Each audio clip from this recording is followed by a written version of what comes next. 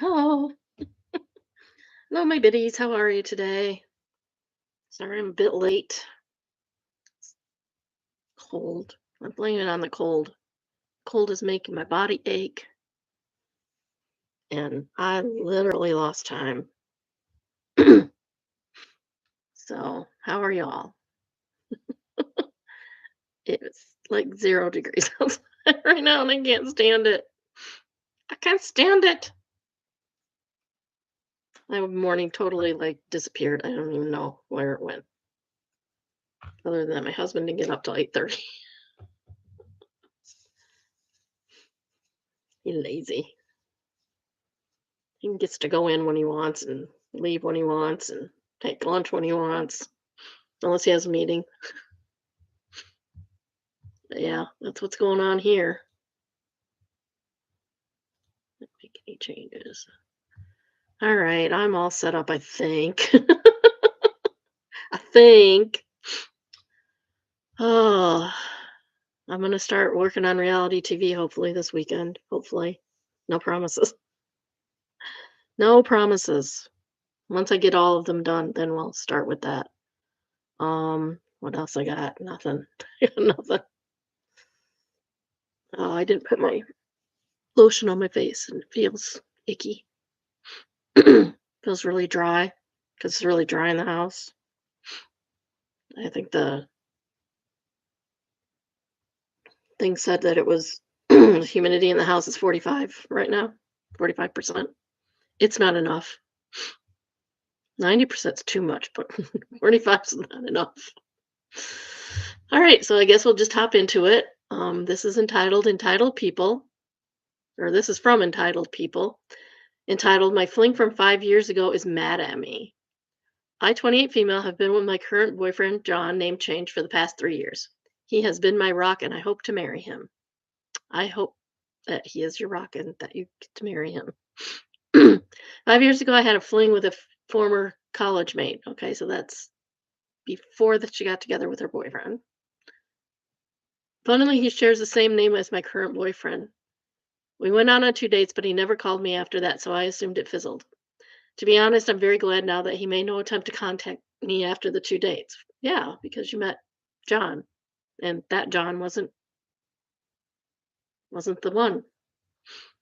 John the Fling and I have no contact. However, we had a few mutual friends. I recently ran into him at a wedding and was catching up with him. He asked if I was seeing someone, and I told him I was dating a guy with the same name as his. For some godforsaken reason, John the Fling was highly offended by this. He said, if you wanted to end up with a John, I was right here, right there. Like some people, like people with the same name are interchangeable. I politely reminded him that he never called me back.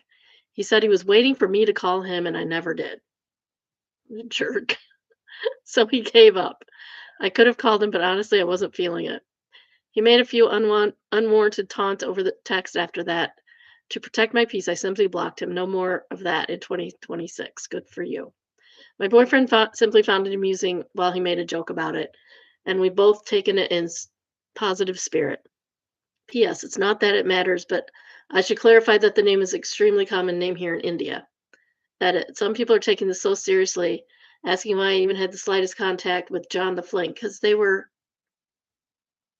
she ran into him at a wedding. We have a lot of mutual friends are in WhatsApp groups together, so we do end up wishing each other on birthdays, festivals, the extent of the contact we have. For while I'm posting this, it's pretty much because I thought Reddit could use a funny story, not looking for any kind of advice. Like, I don't get where people are getting that off. Like, they were at a wedding together. People do run into old flings and stuff, old people that they dated over the years, weddings, funerals, all kinds of places. Store. Really? You don't have any contact with anyone you've ever dated in your entire life?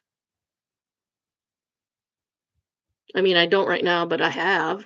If I lived in the same town, I'd have to see people all the time that I dated. Sacred Hand says, sounds like he rewrote history in his head and got mad when reality didn't match. Yeah.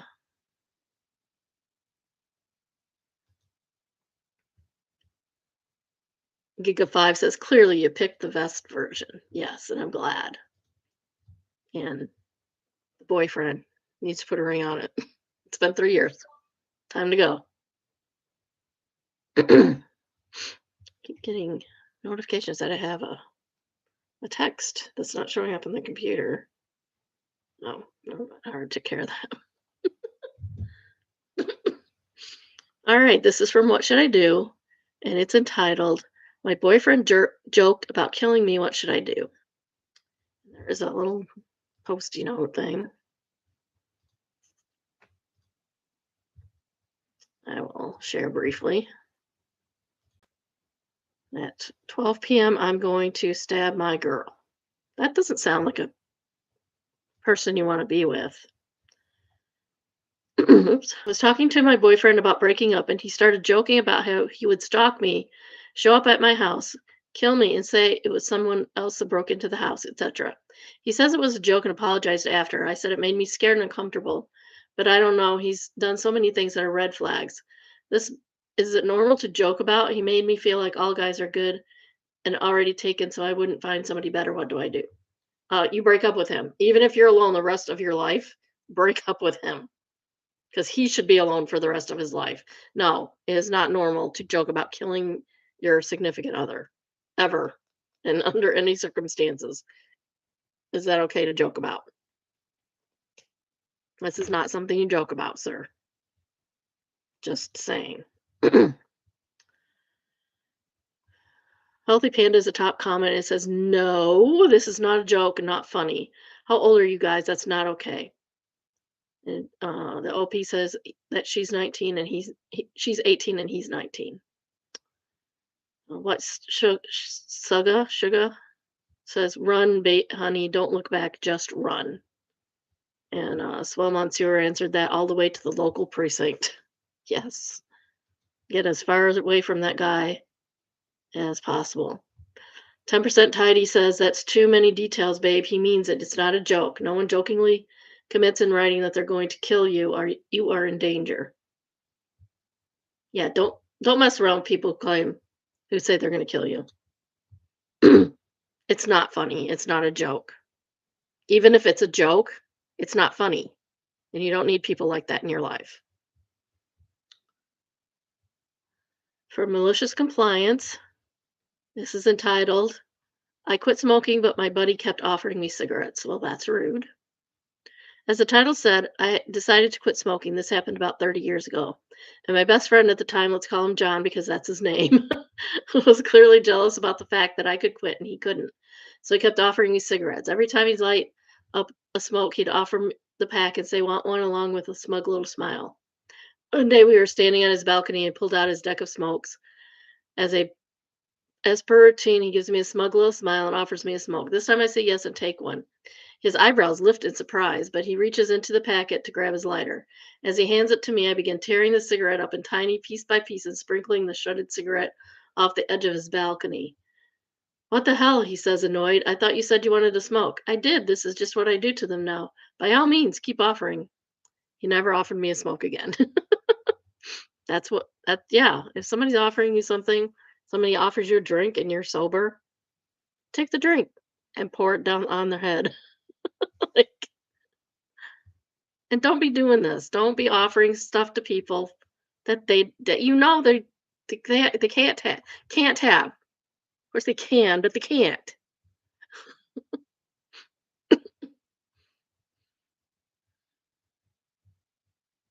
Delta News says, I was expecting a casual toss off the balcony followed by, that was great. Can I have another one? But I like yours too.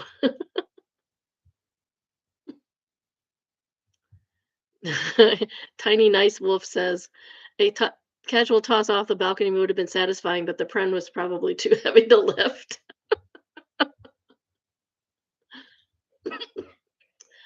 Oh my. Update. Let's get past the updates. Okay. There's a lot of updates. This is from AITAH. Am I the a-hole for making my daughter's boyfriend buy a new t-shirt? Probably. The 20th. Okay, can you please settle a mild dispute for my family? The 23rd of December, my daughter's daughter, 19, boyfriend, 19, came for dinner. We had dinner then, and he's looking because he's going away with his family for Christmas. That's fine. He arrived, rang the doorbell. I answered the door. He came in, took off his jacket, and that's when I saw it. He's wearing a t-shirt that said, "It's not gonna suck itself." Okay, that is inappropriate. I took one look at him and asked him if he had any money. He said no and asked why. I told him that the shirt showed a lack of respect for both my daughter and my wife. I pulled 20s out of my wallet and quietly ushered him out the back door and towards Walmart 3 miles away. I told him to buy a more respectful shirt, come back with it. Mind you, this whole exchange took place between him and I without an audience. He was gone for 15 minutes, came back with a nice polo shirt on, which is what he should have worn in the first place, honestly. Don't wear t-shirts to somebody's house for Christmas. Make an effort. Make half an effort. Put on a sweater. We had a nice dinner together. Nothing was mentioned of the incident. The next day, my daughter came to me and her mother and told us what I did humiliated him. No, he humiliated himself by wearing an inappropriate clothing. They aren't in breakup territory or anything, and no yelling or anything of the sort went on. My wife did tell me I could have handled it different. So, Reddit, am I wrong for handling it this way? How could I have handled it? Edit. I'm 57 and a long haul trucker, so I've had my share of bad moments. Most guys here can remember stupid things we did as a teen, even in our 20s. The ones that stand out for me are the ones that someone didn't react with anger or malice. They were the ones somebody reacted with constructive kindness, where a quiet redemption was offered, where a mirror was quietly held up to my behavior. Those are the ones I learned from and appreciate the most. Hopefully, he comes out on the other side with a new appreciation for kindness offered quietly without fanfare. Just my thoughts. Update number one. After reading these comments and listening to everyone's point of view, I sat my daughter down this morning and asked what her boyfriend actually said to her. This changes my opinion of him. Oh. Apparently, he'd not told my daughter what the phrase on the shirt was, but did tell her accurately what I said to him and asked him to do. He didn't use the word humiliated. That was daughter's interpretation. Her rush to defend him came from our examples. Apparently, she took note of the times I've defended my wife and vice versa. She also took note of our disagreements in private after the fact. She's going to talk to him when he gets back tomorrow to follow up on why he thought the shirt was appropriate for the family setting. I'll update again after that conversation. Update two. My daughter called him about an hour ago, and this will be informative. She asked him why he'd not told her what the shirt said, and when he talked to her, his reply was because it was embarrassing. Then she went on to ask him why he wore it originally. He admitted that the shirt had been a gift from his older brother, and that the older brother had dared him to, called him chicken when he objected, etc. So he should have brought something else to wear. Dumb sibling crap, apparently. She went on to tell him that none of what he did was cool and that she really liked him and that he'd always been there kind to her. She said she wasn't breaking up with him, but these steps needed to be done. First, he needed to explain to his parents the entire situation. Second, he needed to show up in person to our home, bring the money for the shirt, and as she put it, put a whole ass kissing session that included explanation of the dare, etc. She said that if this was handled well, they could talk about moving forward and what it looked like. After the phone call, she talked to her mom and I and admitted that she forgot her worth. She said that I, as long as she'd been alive, had never gone out of my way to embarrass her mom, and that it always been respectful and not let anyone be disrespectful to her mom. Made me feel good. So she wasn't going to settle for less. Good for her. I'll update after his visit tomorrow. Yeah, that guy. This disrespectful to women. Like, please stop. Please stop. Men, not talking to you. Update 3. This will make those of you following this saga laugh. Yeah. Update 3. This will make those of you following the saga laugh. I received a call this evening from Mr. BF's parents. First, they're mortified and extremely apologetic. He's 19. He doesn't need mommy and daddy getting involved in this. That's kind of silly. It's kind of silly for mommy and daddy to be involved. He's an adult. He needs to start handling his own crap. Secondly, the whole best part of the update, I have their permission to squeal, is that his parents are on Reddit and commented on my post in support of the way I handled the situation. That's awesome. They told me they love my daughter and that we'd raised her right and had not raised their son to show this level of disrespect for anyone, let alone his girlfriend. Apparently, boyfriend was following up on one of my daughter's conditions and went to talk to his parents. As the story unfolded, his mom reached for her phone, opened Reddit, and yelled, "Is this about hanging you?" To quote his dad, as the son read the first half paragraph, he died a little inside. So, anyways, they're going to come to dinner tomorrow evening with boyfriend. More updates tomorrow night. Yeah.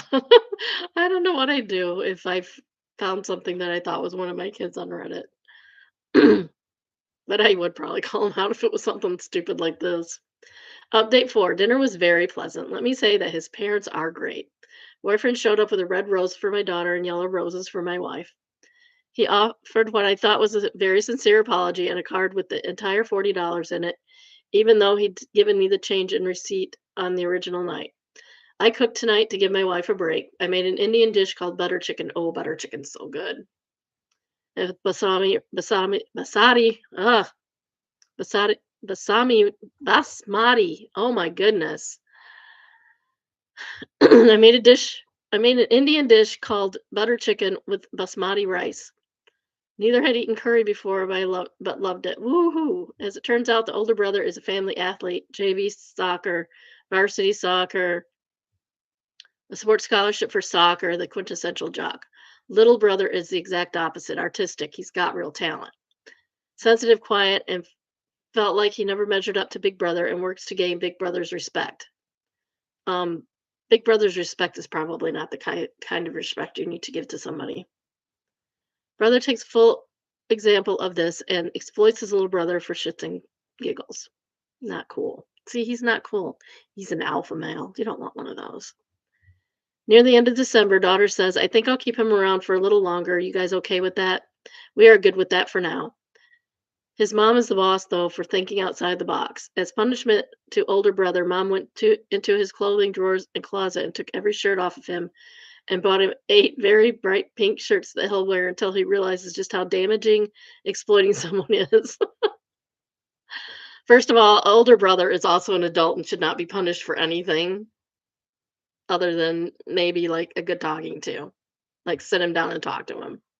I don't go for parents punishing adults. That's silly. They need to figure it out on their own. His access to his cash was cut off. Oh my gosh, why? Until said lesson is learned. No, that's overdoing it. Now you're overdoing it. The pink shirts are funny, but don't be no. Mm-mm. Anyway, successful night with new friends was enjoyed. I hope this was the update you hoped. Small update 5, just to give you some info. Older brother has been much better for the last little bit and actually enjoys the pink shirts. Apparently, his girlfriend likes him and he's got a few compliments. My lovely daughter is more than ready to go back for her spring semester. Boyfriend has been around the house more and is very respectful. The two of them read the comments here and she teases him. I know they're technically adults, but my wife and I insist on door open in any room they occupy together. Also silly. Nothing is derailing her education, and nothing will. Nothing will. Her and her older brother are amazing scholars, and we are immensely proud of them. My wife is a teacher with 30 years' experience, and I'm a truck driver for 25 years, but I'm also educated with a degree in clinical psychology. Anyway, I'm rambling. Take care. Tiny update. My daughter's son and daughter's boyfriend head back to school this weekend. I miss them immensely when they're gone, but I'm so proud and excited for their futures. Boyfriend has been very respectful and shows real kindness. His parents and older brother came for dinner last weekend again. We're becoming quick friends, so things are going well. Thank you very much from both my wife and I for the kind words. Top comment is probably from the original, so be warned. From Classic P, it says, You were very classy about it and even gave him an opportunity to get a new shirt instead of just going home and changing. Yes. Especially when Walmart's are like 30 miles down the road.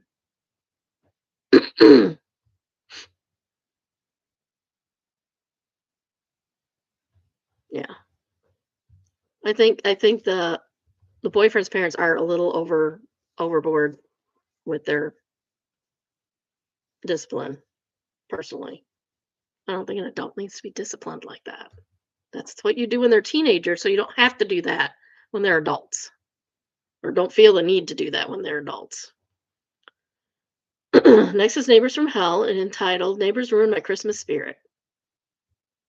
Keep in mind, these are all from December. So this is the last of December, and we'll start January on Tuesday. So I've lived in this neighborhood for 20 years, and about 2 years ago, a neighbor moved out and gifted the house to his son and wife. The dad apparently had lots of money. Anyway, I have no problem with them, but in year one, they started dog sitting for people. They were keeping a Great Pyrenees with maybe a 3.5 foot high fence. The dog would charge the fence, growling and snarling at me anytime I went outside. That is super annoying. I had neighbors' dogs that were like that. It's so annoying. You can't even enjoy your own backyard because you have this dumb dog snarling, barking, and disrupting your peace. I asked the neighbors to do something about the dog. I feared it would eat me, and they reacted with a lot of hostility, but at least they didn't keep the dog anymore. Fast forward, they got a golden retriever. It's a nice dog, it really is, but they never walk it or exercise it. They just let it out in the backyard where it barks and barks and barks constantly to be let back inside. Well, after months of this, I asked them to keep their dog quiet. Apparently, they were having a dinner party when I did so, and they were very angry. I killed their vibe and whatnot. I swear I was polite, but they seemed to do better over the last couple of weeks. Now, I love Christmas. My family never put up Christmas lights, so when I got my own house, I do lights. Can relate. Every year I add a bit more. It's very tasteful, not flashing, just trees wrapped in lights, lights on my bushes, lights framing the house. I spent hours on this. My lights are the best in the neighborhood. It's not Griswold level, but it's nice. The houses are pretty far apart, maybe 50 yards at least, so nothing is in anyone's face. Well, last night I noticed that my lights weren't working along my house on the side that borders those neighbors. I go and investigate, and someone has taken a knife to my lights, cut them into pieces. Multiple strands were cut. This is called the police area. Call the cops. These lights were right on my house, and somebody had to come over at night and stand a foot from my window to do this. No other neighbor has a problem with us. As I said, we've been here 20 years without issue. Nothing was stolen, just the lights were cut up. I ordered some security cameras for the house, and they will be here this weekend. I'm just really sad this year. Christmas is just not as good this time around. Can you guys cheer me up? Catch me if you can says cameras and complaint/charges. You should go to the police and at least do a police report so that when you do catch them, they will have evidence that this has happened before and that is most likely them, and they can have higher charges for that. Catch me if you can says cameras and complaint/charge. City Surfer Girl answers motion sensor floodlight too. Pete's mom says motion censored sprinklers work wonders too. Well, not in our climate.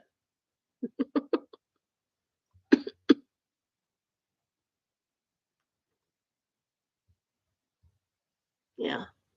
People are arguing with her, like, that's not going to work. She's like, oh, it can work. And they're like, no, it can't. I don't think she understands how cold it gets.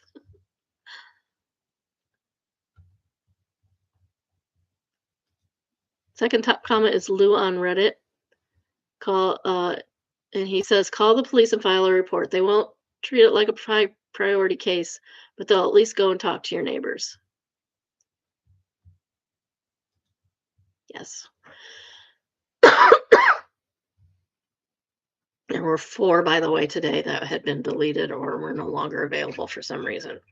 4.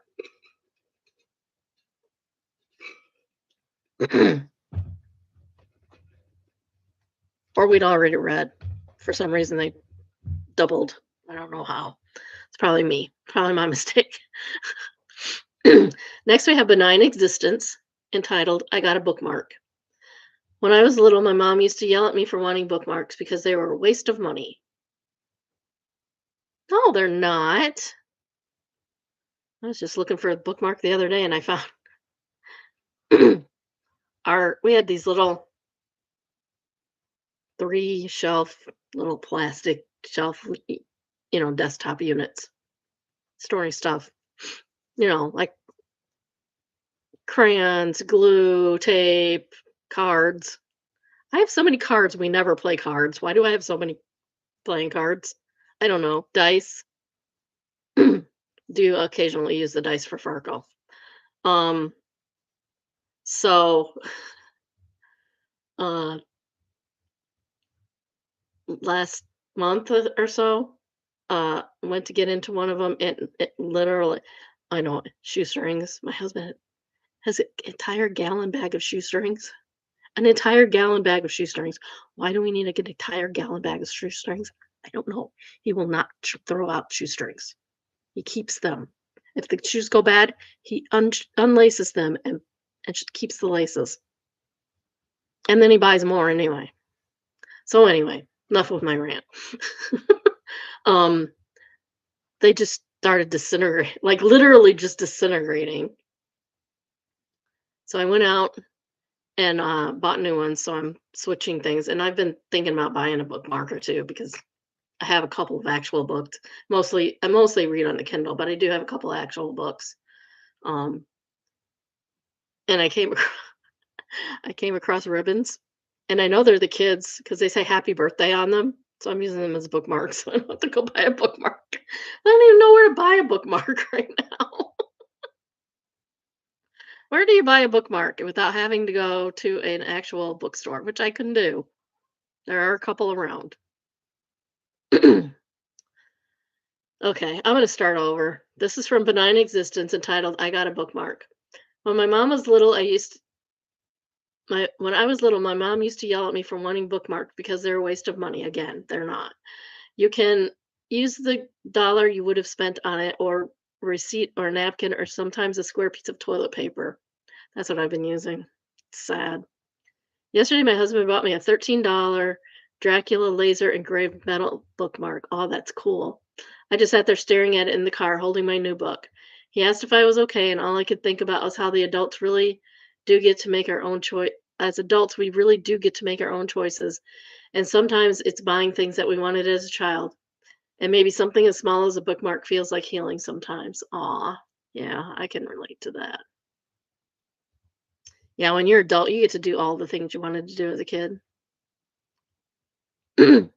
Wild Zone says, when I was a kid, 11 or 12ish, I thought owning and using a letter opener was the height of mundane panache. My parents got me this plastic sparkly one as part of my birthday gift. It was cool, but not quite there. Cue me, 48 female, in a stationery store. I found this gorgeous hand-carved opener with a crystal on the top, very reminiscent of Gandalf's staff. I'm so fancy when I open my mail, absolutely dripping in panache. Winterland says, this is the way. It's never too late to have a happy childhood. Yes. Rad Mode says, my wife does that for me too. Isn't it great when you find that person who lets you know it's okay to find happiness where you can? Hoshio answers, when I told my husband the story of a bully at summer camp taking my comfort toy for me when my mom died in '89, he secretly found an exact vintage toy and it was waiting for me when I got home from work one day. Oh, that's so nice. See, there really are good people. There really are good people in the world. You just kind of got to find them. Evil buildings. This is the Riverside Museum in Glasgow, Scotland. So we're going to Scotland, guys. Look at that. That is cool. Why is it green? And why is green evil? Green and red. Green and red are supposed to be Christmas colors, not evil. Let's see if anybody says anything about them. Sometimes they'll have a little bit of background. Meanwhile, back at the Hall of Justice.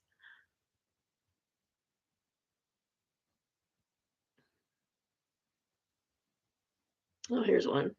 Russ says, I love this place. It was made by the late Zaha Hadid, genuinely one of the greatest architects of our time. And he says, you mean this is a real building? Yes. It's called Evil Buildings because they're real buildings, girl. All right. Just No Mill, entitled, She Went and Got Herself Killed in a Completely Avoidable Car Accident. Yikes. I used to post on here all the time until I realized it wasn't helping me mentally. And sometimes complaining about people does not help you. Um, I discovered this when my kids were little. Yeah, when the kids were little. I would rag about my husband to my friends, and then it was not helping. So I stopped. I still listen to them, but I stopped, and our relationship actually improved. It's worth a try, guys. I used to post on here all the time until I realized it just wasn't helping me mentally. I was actually really making me spiral, but I just wanted to say this is the last time I'll be posting here. Is the title of this post cold? Insensitive? Yes, but it's also honest. That's where I'm at in life. She was driving down a two-lane interstate and late for a doctor's appointment in the next town. I had several people reach out who saw her right before she wrecked and said she was driving erratically and cutting people off in a hurry to get there on time. Because you're late is no reason to put other people's lives in danger. Stop it. There's still unanswered questions, but she left the road and flipped her car. She was unresponsive from that point on and died on the way to the hospital. My son was too young to really understand that he wouldn't see her again, but obviously it's been awful for my husband. It's been about as weird as you could guess from me. I'm not sad she's not here anymore to manipulate and seethe and try to destroy my relationship with her son, but I'm sad at the circumstances. It was unexpected and violent, and it didn't solve our problems, but it definitely has made a positive difference not having her around. I have nightmares that she's here again and in them. My husband refuses to tell her she's supposed to be dead, that she died. I've had these dreams for a year and it's probably an indication I need therapy, lol. She'll be doing exactly what she always did in life, needlessly and maniacally rearranging her trinkets and stomping around the house with a lit cigarette. And I walk up to her and tell her she isn't supposed to be here because she died in a car accident. I don't even know why I'm making this point. Maybe to say that it doesn't solve all your problems when poof, they're gone from your life. My husband hasn't just magically become better, and sometimes it's like he's copying her playbook even though she's gone. I hope you have a good year, and I wish you all love. I know this crap's hard. You should get counseling, and actually, you should get marriage counseling. You should get family counseling. Bonnie Bedlam said, "We all need therapy for something. This is one of yours. My sister and I each had an in law who lived with and tortured us. Mine was father in law, hers was mother in law. I used to pray every day the old man would just stop living. Then I'd go to my sister's house and spend a few hours with her mother in law and say a different prayer. God, if you can only take hers first, I can wait. Well, my father in law got to be in his 90s and finally died this in his sleep in my house. And I only really think about him when I'm reading terrible in law stories. But sometimes I do still dream 8 years later that I see him when I'm out with my family and we all duck and hide so he doesn't see us." Okay, this is too close too far to your in-laws. I'm sorry. My sister's mother-in-law passed 3 years later, leaving her with diagnosed PTSD. My sister was physically disabled, homebound, and totally dependent, and her mother-in-law was a paid caregiver for several years before quitting and moving out ahead of a APS investigation that could have ended in criminal charges. Sister never got over it. She told me it didn't make any difference that the creature was gone. She still thought about her every day. Still had nightmares constantly. Still cried when she tried to talk about it. We lost her over this fall, over 5.5 years after her mother-in-law died, and those memories tormented her to the end of her life. She never got to be free of it. I sincerely hope better for you. Therapy for sure. Maybe it's couples counseling. Totally agree.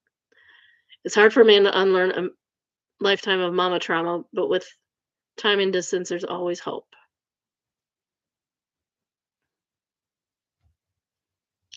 Beanie Cappuccino said, I had just no brother-in-law die of COVID.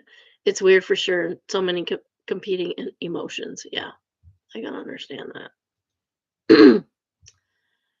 From retail hell, most of them deserve it. What's the meme? Customer acts rude. Me, X rude back. Customer. What? It's about true too.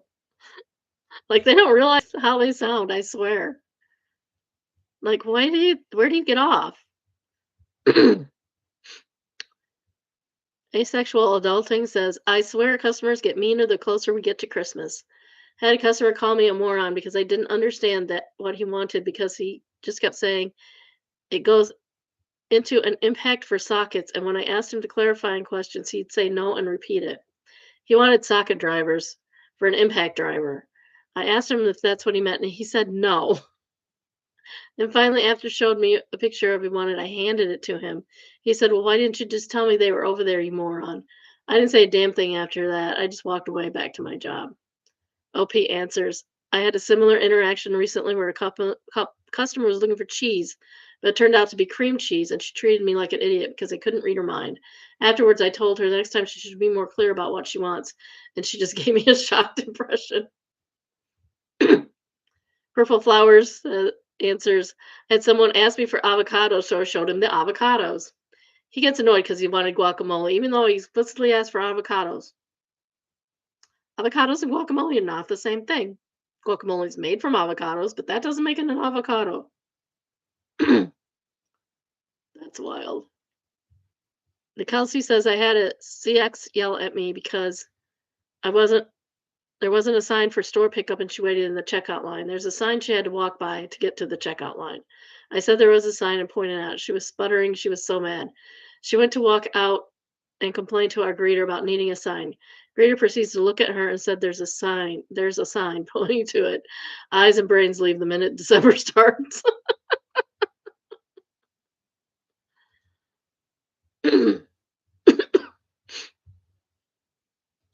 That's wild. Next is our infuriating, and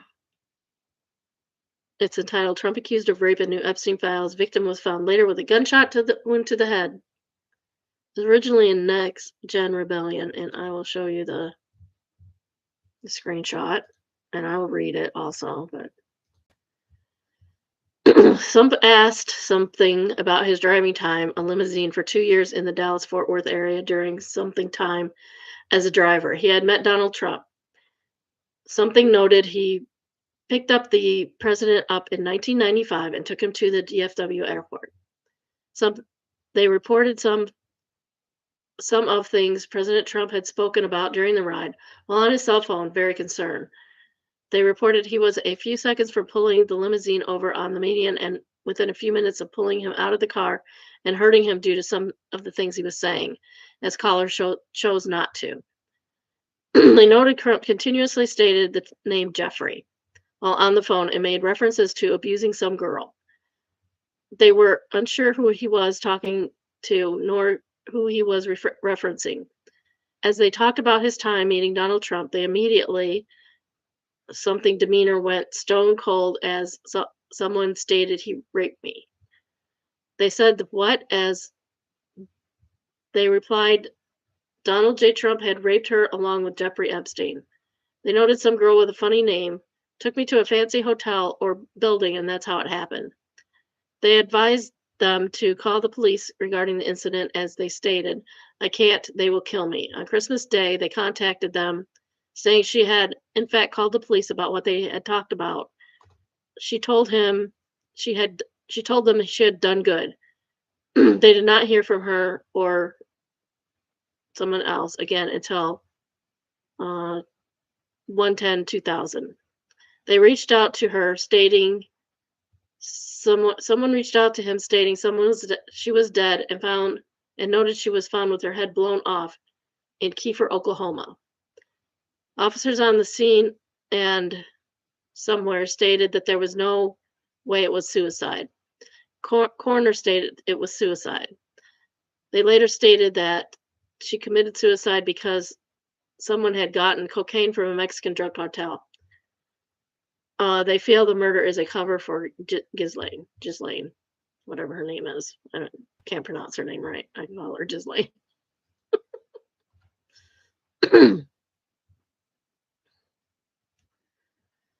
Risky Squanchy says, so he's named What Happens Now, and category hot stuff answers, he's been named this whole time. The difference is they turn a blind eye to Trump, because he has a cult following, can turn elections somehow, and we'll sure figure out 50 years what Trump and Elon really wanted. Yeah.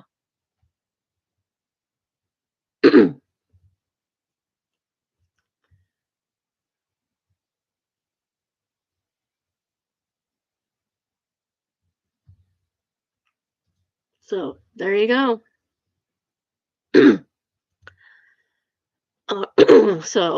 Next we have Am I the Devil? And it's entitled My Friend's Abortion is All About Me. It's originally from Pro Life. So if you're pro life, you might not want to hear this, or maybe you do.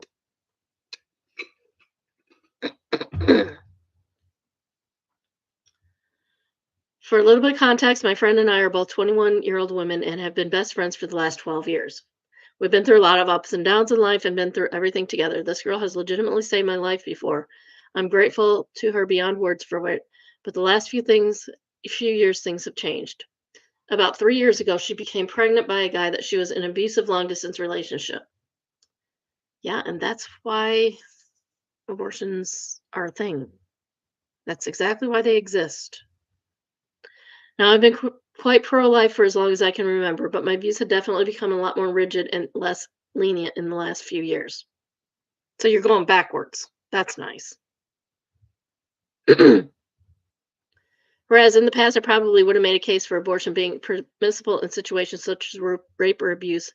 My viewpoint has changed drastically, and I don't see it that way at all anymore. I think life is precious and should be protected at all cost, and the story I'm about to tell you is a large part of the reason why. You sound like a jerk, sorry. Anyway, to continue the story about my friend, her decision to have an abortion a few years ago deeply hurt me, but at the same time, considering she was escaping abuse. Oh, I'm sorry you were so hurt by someone else's doing something that had no effect on you whatsoever. I justified it for that reason. I felt like it was my way of coping with things so they didn't hurt me as much. Why were you hurt? Who hurt you? What'd they do? I thought it would be a learning experience for her and that she would deeply regret the decision and learn from her mistakes. No, ma'am, that's not how this works. That's not how this ever worked. People that have abortions really don't regret them 95% of the time.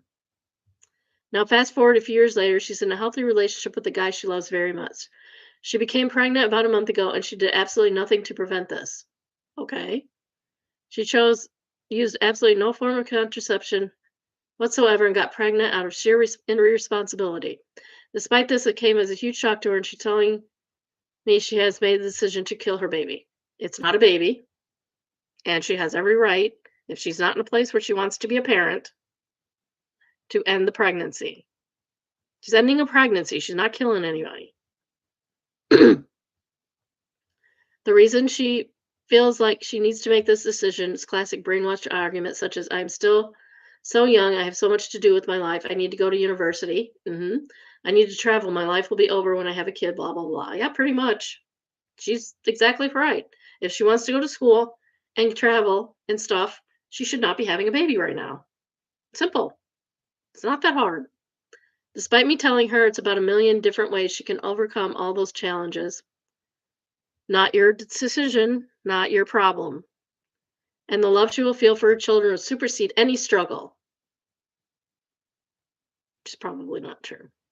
She still feels like murder is a choice that she has to make. It's not murder. Even worse, she is drinking and smoking while pregnant because she's going to get rid of it anyway.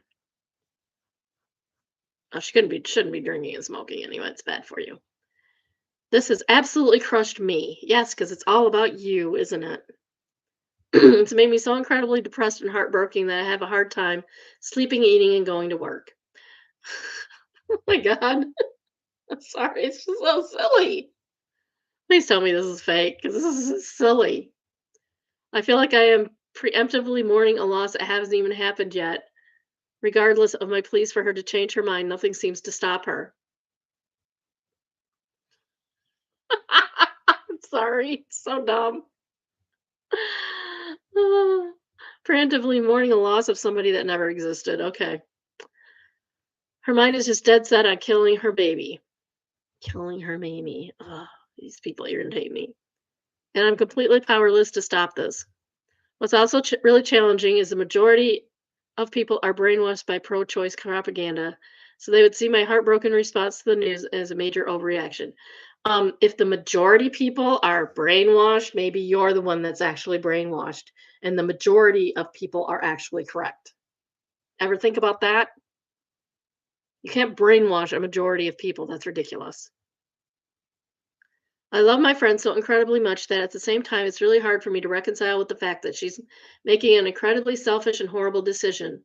Guess what? We're allowed to be selfish. You're allowed to be selfish. It's fine. And she doesn't realize the gravity of her choice. What kind of gravity? What are you talking about? What are the consequences of her having an abortion? Oh, that's right. She won't have a kid to deal with the rest of her life. It rips my heart to shreds to see she sees a difference of opinion and not the end of a life. Well, that's a difference of opinion then, isn't it? She seems to have absolutely no remorse or regret whatsoever, not only for her previous abortion, but for the choice that she's about to make. And I feel my hands are tied and I'm screaming into the void. Oh, wah, wah, wah. I really need a wah, wah, wah, like sound. I don't even know what can be done anymore. I'm a newbie Christian, but all the religious values aside, most Christians are pro choice, by the way. I still see life as an incredibly precious, and I always have thought so. And my friend is one of those new age spiritual people who identifies as a conservative in a lot of ways, but also seems to be eh, incredibly hypocritical. Rules for thee, not for me type. Really, is she going around telling you how to live your life? I really don't know what to do or if there's anything that can be done. I pray nonstop. I see the baby in her womb right now as an extension of her and the child that she created with the man she loves because that's exactly what it is. And she doesn't even consider it to be a baby yet because it's not. Babies are actually born. My heart is honestly shattered into a million little pieces, and I'm sick to my stomach every time I think about it. I can't stop crying, and my head hurts so much. I forgave her for the first abortion because I think forgiveness is so important and it's what Jesus would do. However, with her not taking accountability, her selfishness, having an abortion is taking accountability, ma'am. Her selfishness and failure to learn from her past decisions makes it 10 times harder to accept this time. I don't want to cut off somebody I've been friends with over half my life because of something like this, but at the same time, it's going to cause me an incredible amount of pain to watch her go through this. The only one experiencing this pain is you, dude. Someone please help me. Even if nothing can be done, I just want some sort of advice or sort of solace. I'm so hurt. Me, me, me, me, me, me, me, me, me. A carrot, aka Red Shasta, uh, is a top comment. It says they're concerned for her friend's life is underwhelming. She got like 4 awards. Frolic and Detour says maybe this hag who thinks babies' lives are so important should be volunteering for an organization that helps improve the quality of life of born babies, which is a lot more productive than whining online about non-sentient clump. For sure. That art nerd says, I recently met someone who was anti abortion, but instead of trying to get it outlawed, she's fighting to make life better and more affordable. That so that people would otherwise choose to keep their pregnancies if their circumstances were different can do that if they want, thus reducing abortions overall. And that's how you do it, folks. You want to reduce abortions, you make other things better so that people won't have them. You don't outlaw them because that just causes chaos. I'm pro choice, but it's the kind of pro life action I can get behind, giving people more choices. Yeah, it's all about choice. It's not about anything else. Deleted commenter quoted, "This has absolutely crushed me. It's made me incredibly depressed and heartbroken. I've had a hard time sleeping, eating, and going to work." You know what? Just stay on that cross. You're not needed down here. Snoop, Snoop Newt says she literally tagged my abortion story with a face palm emoji. Icky Tree Branch answered, I literally hate this person. Her newly converted Christianity ass needs to read her Bible because the words of Omarosa Mangala. Jesus ain't say that. I forgot Omarosa said that. I just remember saying something about pot being offended because somebody said, uh, it's like the pot calling kettle black. Marbar says, I like that phrase. I've also heard they're so heavenly minded they're no earthly good. I like that. That's good. All right. Next we have Petty Revenge. It's entitled Dress Down So I Stood Up. I work in an office where they promoted every new, experienced, unqualified suck up from early entry level guy to team lead. One of three under the manager. They were roughly 30 people on the team. HR rules stated that he wasn't allowed to apply due to having been at the company for less than a year and had zero leadership experience, etc., etc. Grievances were filed with HR and dropped despite multiple fully qualified individuals with spotless records being in the running. Yeah, that sucks. It's always the incompetent ones that get promoted too. He was known to be a suck up and wasn't really liked prior to his promotion. After the promotion, he was wildly hate. Apart from a couple sycophants, quite entertaining in retrospect, how people will degrade themselves for the bare scraps of power. Anyway, middle management knew he was reviled and told him he had to find a way to get people to like him. His solution was not required, but you should think of them as required. Happy hours every month. Oh, so mandatory fun time. Mandatory fun. The worst kind of fun. For the first one, most everyone felt like they had to go and start figuring out how to fit it into their schedule. Some of these people had to drive an hour each way and were finding sitters for their kids. These people were terrified they would lose their jobs if they missed drinking a few beers with the boss. I wouldn't go. I don't even like beer. Yeah. I should note that he has roped in everyone under the manager. I'm not even technically under this guy. I knew my rights and declined the invite. He comes by my cube a few times in the day of trying to pressure me into being there. Dude, there's no way I'm spending my free time with work people. You can either keep me on the clock or you can't ask me to be there. I know my rights. I liked my team members well enough and had been to parties at their houses, but I'm not going out with the team lead under any circumstances. Team lead did not like that and walked away in a huff. The next day, everyone comes in and everyone is pretending they had fun when it's fairly clear they're just trying to get away from team lead's attempts at chumming with them. Around town, we have a stand-up, and he talks about how great it was to have everyone at the thing. He singles me out and talks about how antisocial I am and how management notices when people aren't team players.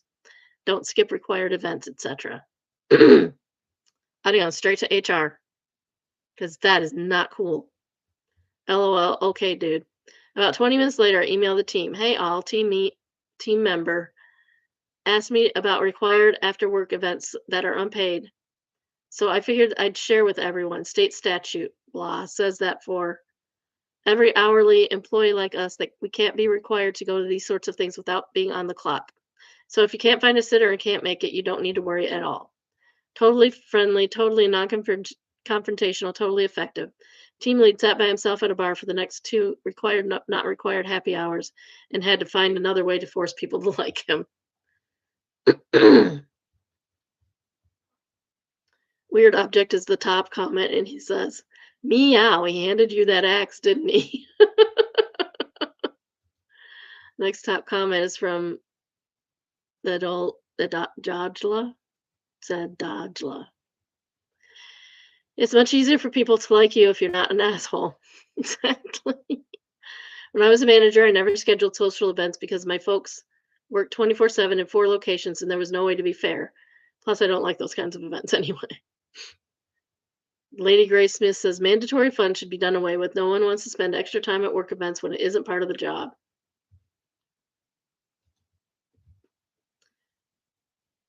Next, we have Am I the Jerk? Entitled, My wife thinks our son's teacher crossed a boundary by sending him a personal message. I think it was harmless. AITJ. Yeah, go either way on this. Kind of weird. Hi, everyone.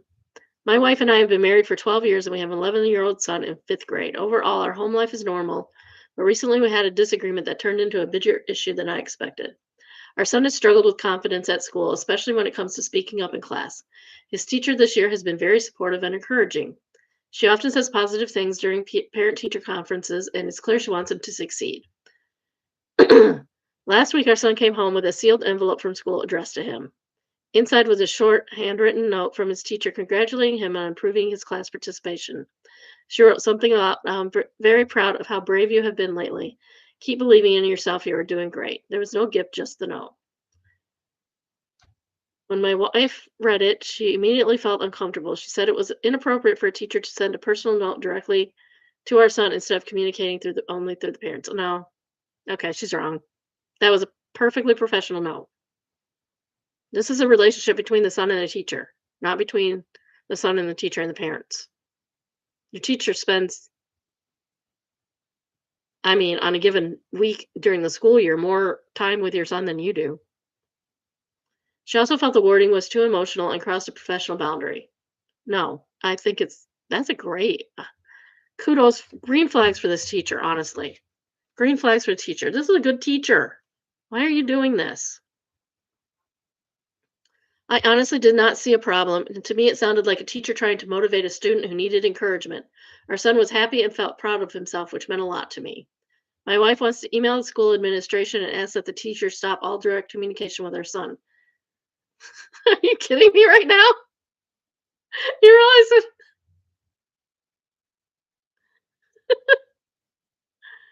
Oh my god. I think it's an overreaction that could embarrass our son or damage a positive relationship. You are right, sir. Am I being naive here? Is my wife right to be concerned? Was this a normal, harmless gesture from a supportive teacher? You're right, sir. This is just a nice little thing that the teachers, she probably does it to a lot of the kids, with a lot of the kids. Affectionate Run says your wife is overreacting. The note was sent with good intentions. Comfortably usually answers right. Like we should be thrilled that an overworked, underpaid, and underappreciated teacher took the time to care about your child's success. WTF, WTF is wrong with OP's wife.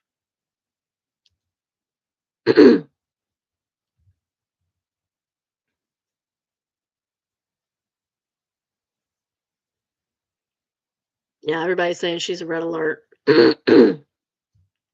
Jara's is one of the answers down below. She strikes me as the kind of mom who will feel she needs to compete with his future wife as well.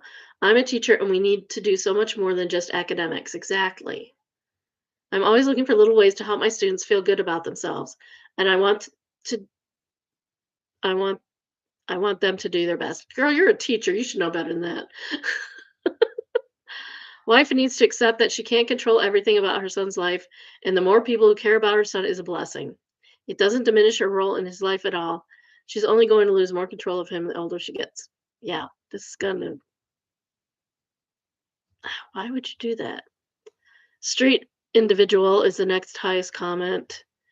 She's the NTA. Your wife is way out of line. Your son struggles with confidence, and the teacher sent him a confidence booster that he can reread at any point without embarrassing him in front of his class. Yes, exactly. The teacher could have sent individual notes to all the kids in class. Your wife has some serious issues. Head Razmataz answered, there's a story about a teacher who did just that. She had a class of students in a rough neighborhood. At the end of the year, she gave each of them a small card with a note of encouragement inside. They took heart from that, overcame their hardships, and went to build successful lives as adults. At her funeral, all the former students gathered around her grave to say a few words. One of them pulled out that note he had kept in his wallet all those years and read it out. He said it helped him when things got bad. Every one of the students either pulled out their own notes out of their wallet or purses. Some said they had it at home in a special place. Your wife is taking a word of gentle encouragement and trying to make it something sinister. NTA. Revolutionary Yak says, I had a teacher give me a note like that senior year. I'm 40 and still pressed in a book in my home. Opie's wife is going to do damage with this kid even more if she keeps this up. She might be the problem that he has confidence issues to begin with. Commercial use is the third top comment. And they say, no good deed goes unpunished, apparently. I'm glad I'm not a teacher anymore. I'm not glad. We need teachers like this. And people like this ruin them. It's heard a really loud noise. Oh, somebody's definitely here. Someone's here. I'll be right back. I guess I'll see which one's here. Stay on the ladder. Oh, okay. I'll be back. All right. You want to say hi? No. I got work to do. That's what I'm doing. That's my oldest. He's here to steal the ladder. That was his exact words. Told you something. I told you I heard a sound. It was the back door for the garage closing. He is not a quiet person. All right. Next we have expectation versus reality. It says, Mom ordered a coat for almost $60.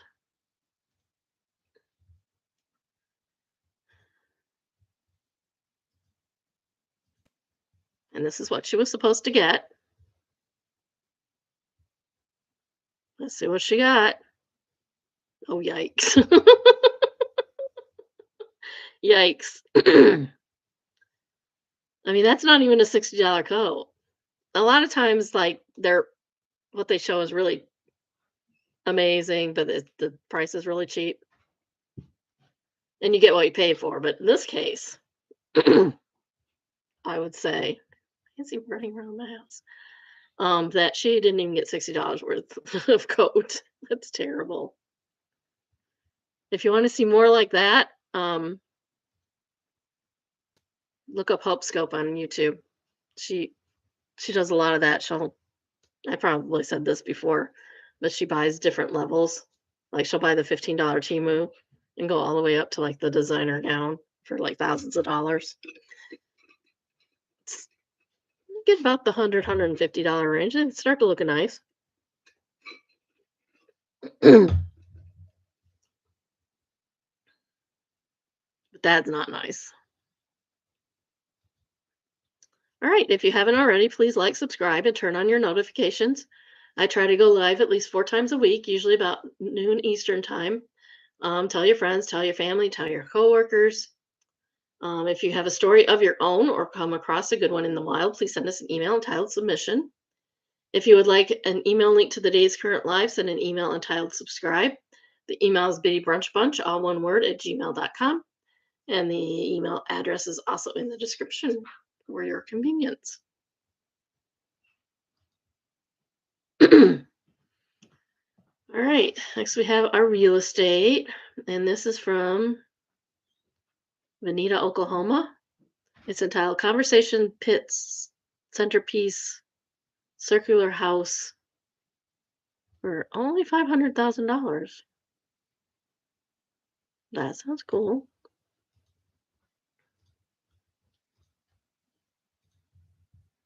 Alrighty, I'll remember to share it. I forgot to that one time. Oh, that's an interesting house. It almost looks like it was a business. Almost looks businessy to me. The window's awfully small. Me with my giant windows in my house. That's a choice. Interesting. I mean, it's nice. Wow, that was weird. All right, that's a little strange. Yeah, I'm not a fan of the fireplace like that. That looks scary to me.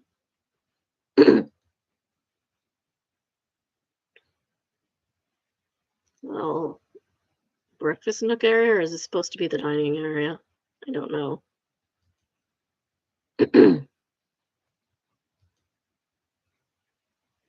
White appliances. I'm sorry, that sounds like a nightmare. Oh yeah, I forgot. It's $490,000, 4 bedrooms, 2 baths, 3,700 square feet. It's like trying to be, is that like an original? Or is it just trying to be? Don't like the white. I don't like that green either. That's ugly. Ugh. Nothing like hue green in your uh kitchen. Where's the fridge? Is that supposed to be the fridge area? No, there's the fridge. Yeah. Even the microwave is like old-timey looking. Guarantee you in the night when they were selling this fridge, they were not selling this microwave. Guarantee you. That's cute. Why is there nothing in the space? It's a big space of nothing. Living area, I guess.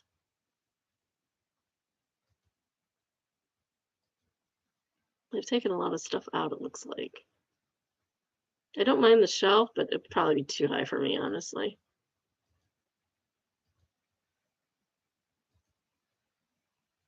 Oh wow, that's wild. That's wild. Oh, that would have to all be redone. That whole bathroom. That's why is the sink not connected to why is the pipes not connected? Why are the pipes not connected? Do you not use this bathroom ever? It's all gonna be redone anyway. I guess it doesn't matter.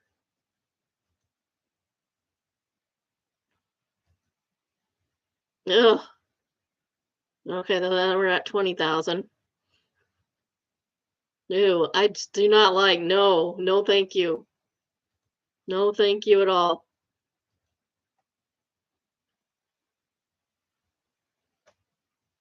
What is that? Why is that there? I don't understand. I don't understand. And there's nothing in it's plain. Why is it so plain? I'm confused. They've clearly already moved out. That has to be what it is. They moved out and left a bare minimum of stuff there, which almost makes it worse to me.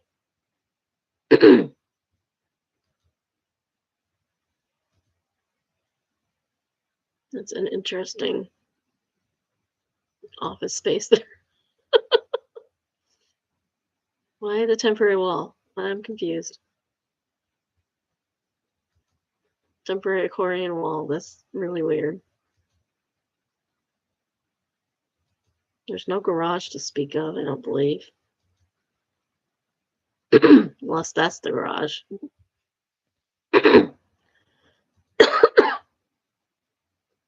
Which they closed in if that's supposed to be the garage.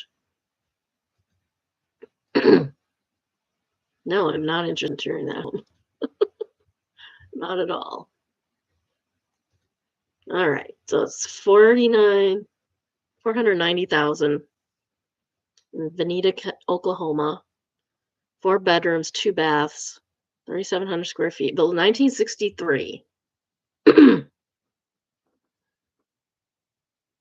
I mean, I don't even think those appliances were 1963 vintage. Architect is Bruce Golf. It's off of Route 66. That's appropriate. The home is arranged in a circular floor plan with a large sunken conversation pit at the center. That was very I can see that being from the 60s.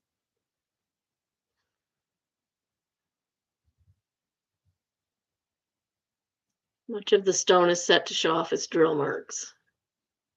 And numerous fossils are visible in the rock, so that's kind of cool. Let's see, 4 bedrooms, 2 full baths. So no half bath for visitors. Electric heat, central air. They include the dishwasher, electric water heater, which is nice. Microwave oven, range, refrigerator, and stove. They do not include the washer and dryer. It's an electric hookup.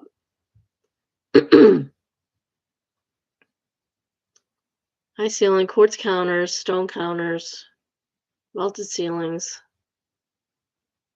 Flooring is concrete and vinyl. Wood frame, only one fireplace. There's one space for the garage for parking, and it's a carport. No garage. Nope, it says garage space is one. Has carport, yes. It's one level. which is fine. Mine's on level, technically. Less than half an acre, corner lot. So if you don't like a corner lot with cars, car lights in your face all the time. Um,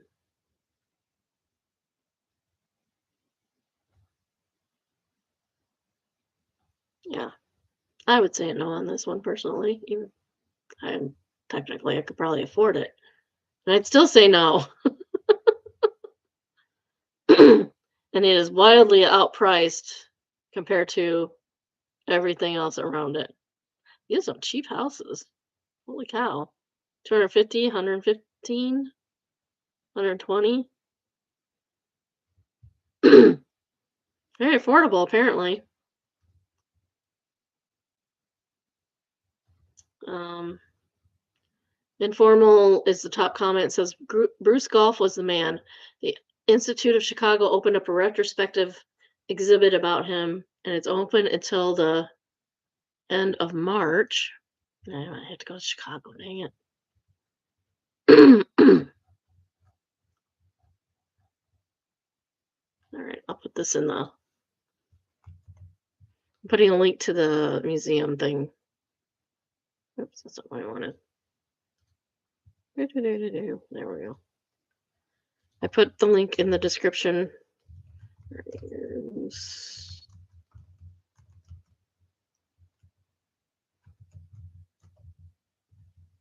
spelled exhibit wrong.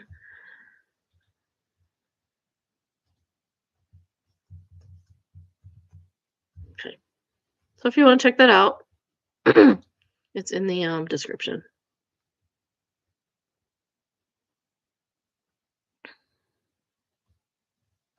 There's some neat there's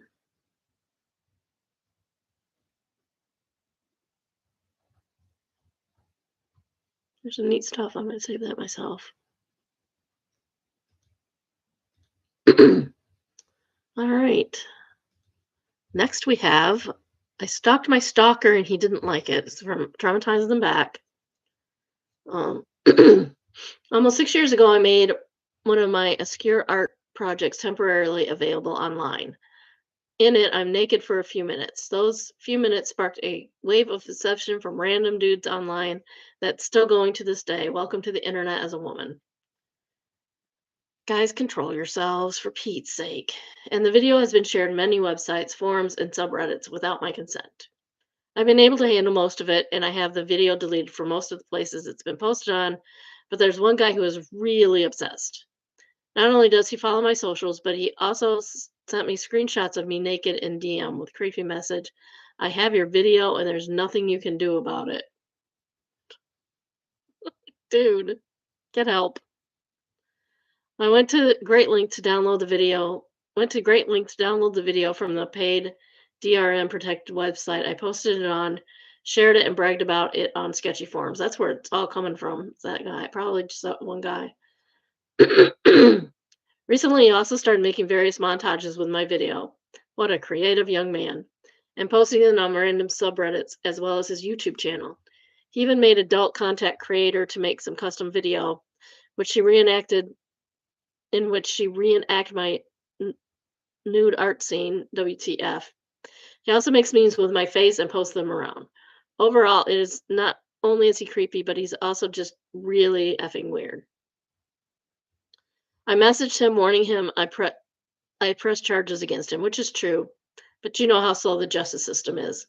But it didn't stop him, and he went on making and posting weird content with me in it. He obviously thought I would never find him, which is vastly underestimating me. Turns out I'm much more of a nerd than he seems to think, and I have ADHD, so I really don't mind hyper focusing on really specific things. In this case, finding him. People are not. If you put your mind to it, most people are really not hard to find. Just saying.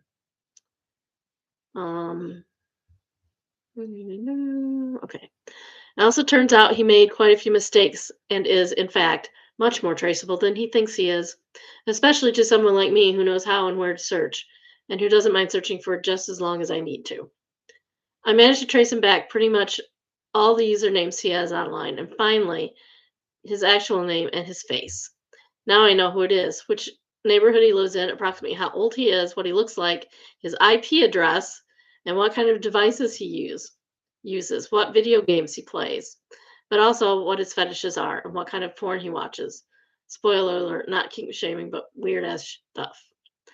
Turns out this idiot had sent an email to my art business inbox 4 years ago with his full name. I assume he didn't think I would ever connect the dots.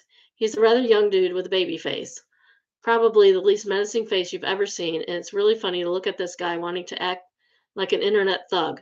Honestly, when I saw what he looked like, my first thought was he needs to get some good old spanking from his mom to get him back on track, and I hate probably like that.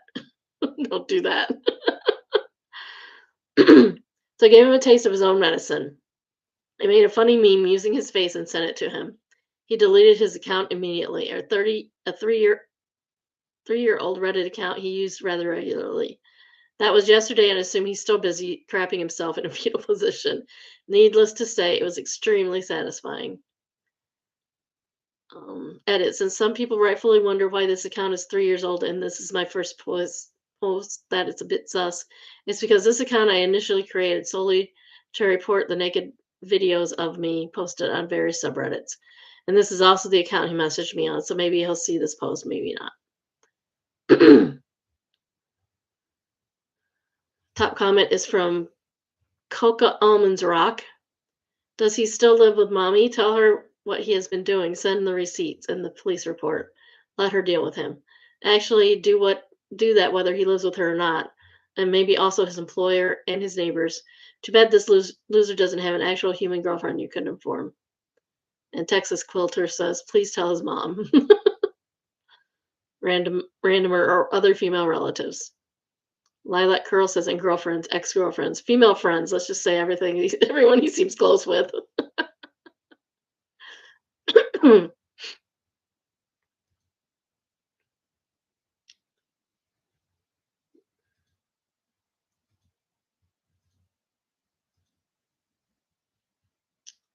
Money question is the second top comment. You're right. He's probably terrified that he's been caught and that you're going to expose him for what he's done and possibly what he's into to let people know. He deserves the fear he's experiencing. Yes, he does. Guys, don't be creeps. Stop it. Stop it. Next is from Confession, and it's entitled, I purposely do not make a requested heirloom recipe, but pass it off as if I do. I bake a lot, so I'm always expected to bring a lot to my mother-in-law's holiday gatherings. This is a group of people that complain about everything, so I always stress over what to bring and almost never makes them happy for one reason or another, and they will eagerly tell you why. Just say thank you. What the heck?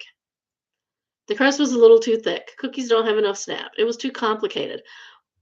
I've never complained about anything that was sent that I ate at a potluck, especially family. At least not to them. I might say something to my husband, but that's a different thing, or my kids. But that's a different thing. That's between us. And I've never gotten a complaint from anyone either, even when it was terrible.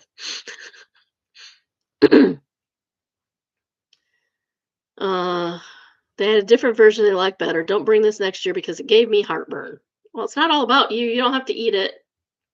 After her mother passed, my mother-in-law asked me to make fudge from her mom's recipe because it's the only one she has ever liked, according to her. Every other fudge recipe has been wrong in some way. She sent me the recipe and made absolutely no sense. I couldn't read half of it and it was incomplete. My mother-in-law got snippy when I asked her for a few clarifying questions, so instead I found a basic-ass fudge recipe from a cookbook I had and made that, telling her that I figured it out. She loved it. I was shocked. She said that only her mom's fudge had that kind of texture, and she brags about it being a recipe to others, mom's recipe to others that try it. It's been 5 years, and I'm stuck making it every year now. It's become my little FU to an insufferable woman. Good for you.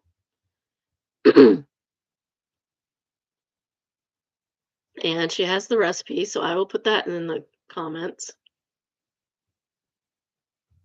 The fudge I just don't use Nestle because Wayne Nestle. It's just a basic Nestle fudge. Yeah, this is a nothing fudge recipe, but I'll put it in there anyway. Oop, wrong way, man. We're getting all kinds of info today, aren't we?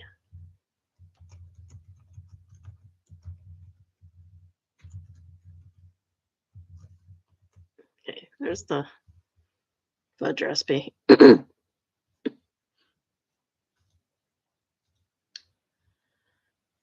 um, so top comment is from Dark Luna, and she says, "You handle it perfectly. Sometimes a little white lie keeps the peace and your sanity."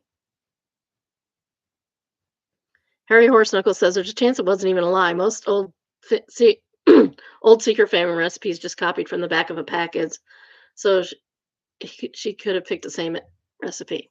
Yeah, we have a family recipe for pineapple pie. My mother-in-law told me she just got it off of a package of sugar one year. Is it sugar? Maybe it was pineapple. I don't know. She got it from something. She said it was just off a package. Wild Gone Away answers, "My pot pie recipe is a combination of a few different box recipes. Everyone loved it and briefly considered pretending it was some genius recipe, but decided to just be honest. People lost interest after I was honest." Yeah, you gotta, like, that is your recipe, though. If it's a combination of different recipes, that's your recipe. That's how recipes work. And you can, fun fact, you can copyright a recipe book. You cannot copyright a recipe. Interesting, huh? It's true. Brazel says, "That's hilarious. You basically reverse engineered peace at family gatherings. Honestly, if she's happy and you're less stressed, that's a win for everyone." Yep, for sure.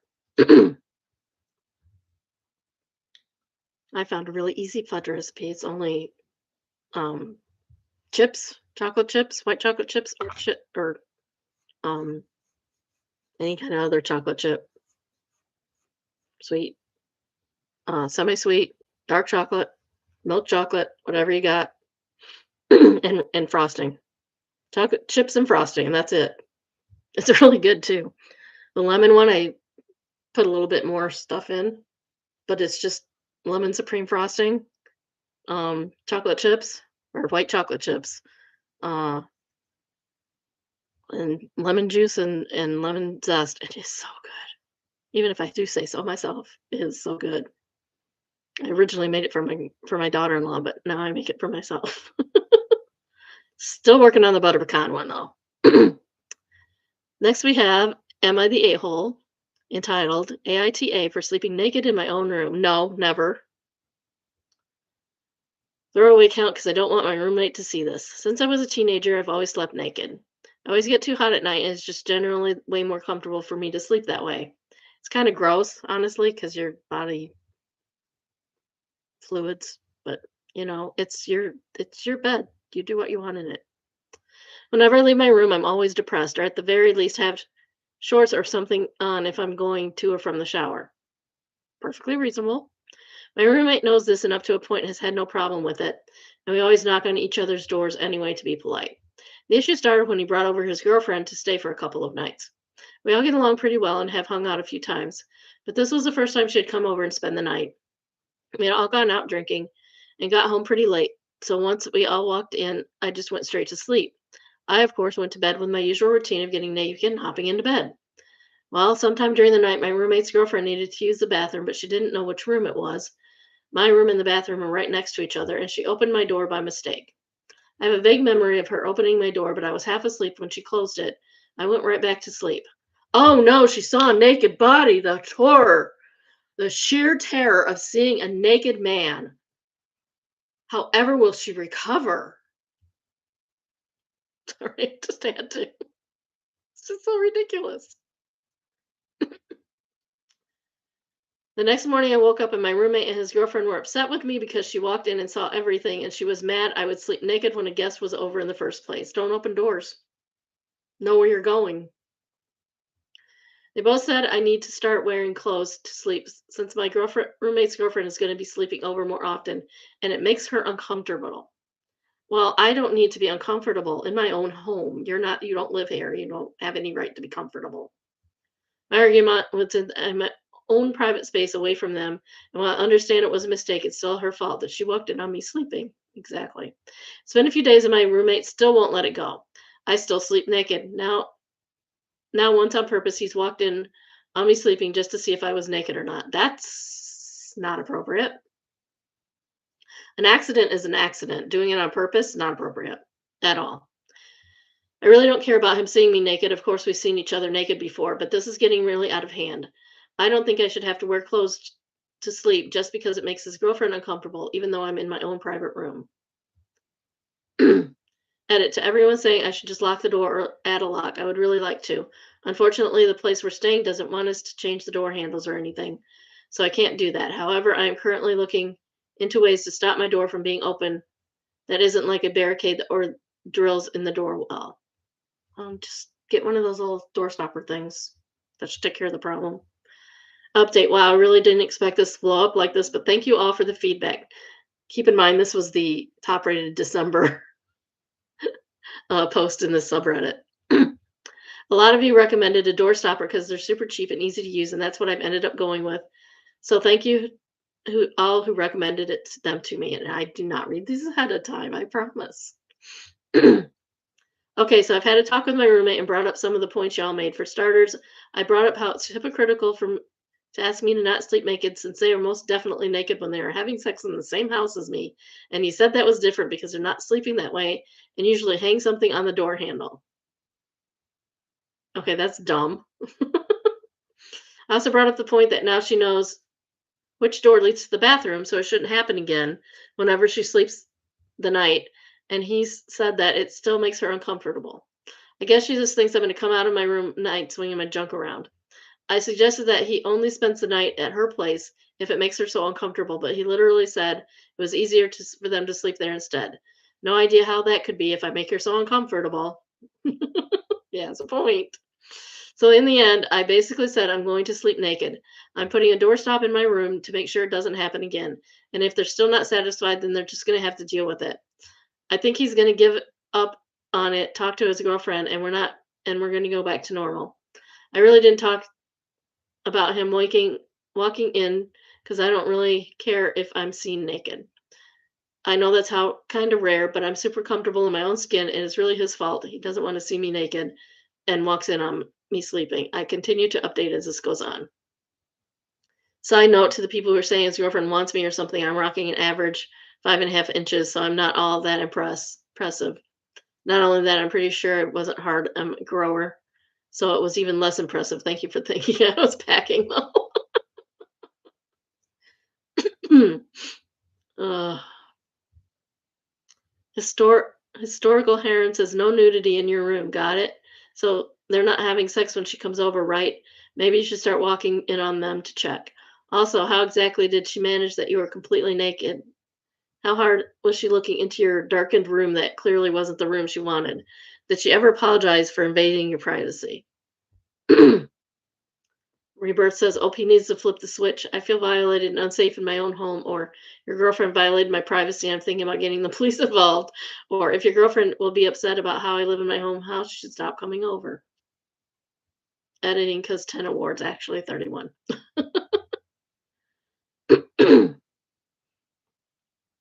Available May says not only the girlfriend, the roommate is now hoping to see OP naked.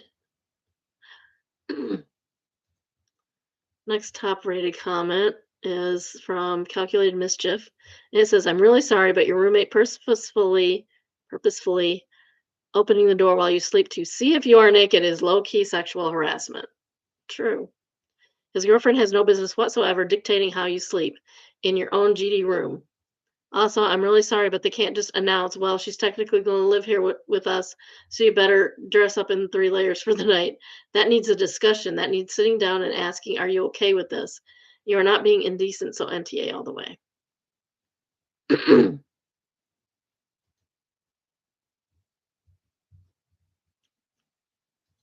It is hypocritical that they can be naked and he can't. He should get a girlfriend to sleep with. They can't complain if he's naked in his own room. Next we have I Don't Work Here Lady, and it's entitled, Could You Stop What You're Doing and Check Me Out? So many years ago, I worked at a company that maintained check lines for a major retailer. I was responsible for fixing the POS system, scanners, etc. A store called in a scale that wasn't working right, so I took the call and started disassembling the check line to get the equipment I needed. I had a basket put out front of the check lane, pieces of equipment scattered around on the belt, and I heard a noise. An older lady toting two baskets full of groceries and moved my "Don't come down here" basket and was staring at me. "Can you move the stuff off the belt? I need to check out." "Ma'am," I said, "this lane is closed. I'm repairing it." "Never mind. I need you to check me out." "Ma'am, I can't do that. I'm not an employee here. This register is out of service." At this point, I assume she's seen me in the store before, testing the registers, and thinks I'm a member of the staff. Her, "Well, you're the only one with no line." Him, "That because this isn't a line. This register is broken. You have to check out with one of the cashiers down there. They'll be happy to assist you," I said, pointing to all the other open check lanes. She huffs at me and takes her baskets down towards the other open lanes. As she gets in front of a cashier, I see her gesturing in my direction, angrily waving her fingers. Next thing I hear is a page over the intercom. "Manager to check lane 22, customer assistance." The manager, who I know quite well, came over, more pointing, more whatever. He and she came over to the lane where I'm still ret- retching, wrenching, wrenching a very stubborn H bar out of a scale so I can get to the weight cell. "This lady," the manager asked. Oh, sorry, she was a girl. "Yeah, she refused to check me out. She had no line. She wouldn't move all that stuff out of the way." Manager, "The one not wearing store uh, color shirt?" Her, "Yes, you need to fire her. I've never been treated so rudely in my work." Manager, "Lady, she don't work here." Glittering data says is the top comment. She says, "That type of person will still not accept that they don't work there. They will still expect the manager to fire them. Telling the lady that they do not work there doesn't matter in their mindset. Manager can either politely agree to fire them or tell the lady she is an idiot and ban her from the store. Either way, the manager has to hear her whine for an intolerable amount of time." Next top comment is, "As a former NCR field engineer, I can't tell you how many times this scenario has played out almost verbatim, usually in Walmart or Meijer." I can understand that. "It was possible on any retail call, though. Regardless of the store, especially around the holidays, people see a warm body behind the counter and will flock to you. Even though there's like junk all over the counter and it says it's closed, like I make sure that the thing's open. The light's on, counter is open." "You should be embarrassed, old lady." Overheard. This is from Overheard, entitled "Overheard at the Thrift Store." Mother with a cart full of stuff excitedly to son about 7 years old. "After this is done, we are going to the craft store." Son in the most deadpan, dejected voice imaginable. All of my insides are dying. Started laughing, couldn't stop. This kid's gonna go places. This kid's gonna go places. I wonder how old the kid was. That sounds exactly like something one of my teenage boys would have said. Lynn Cat says it sounds like me when my husband says we're going to Home Depot. True story.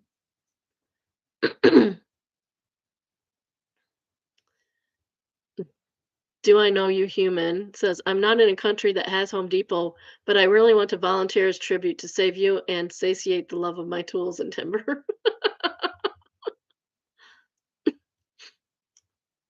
Sharakata says, "If you love timber, you won't enjoy Home Depot. The lumber there is really crappy, twisted, split, warped, gouged. You have to look hard to find anything worth buying." It's true. You have to look. You have to look a lot. Next, we have True Off My Chest.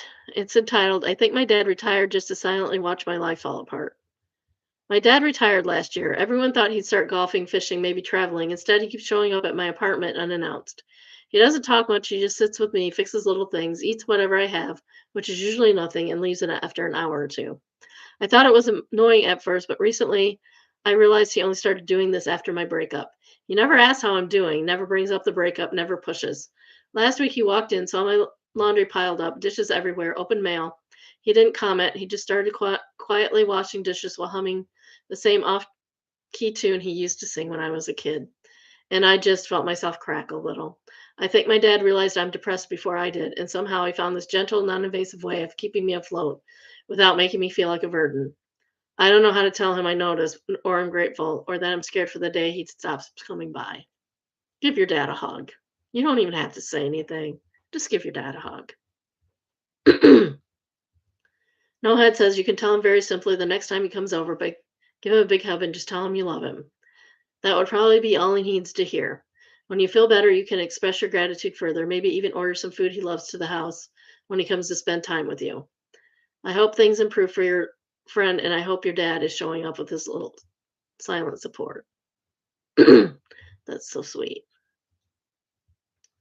What do I do? Friend's downstairs neighbor left a hostile note on her door. And we are going to read a hostile note.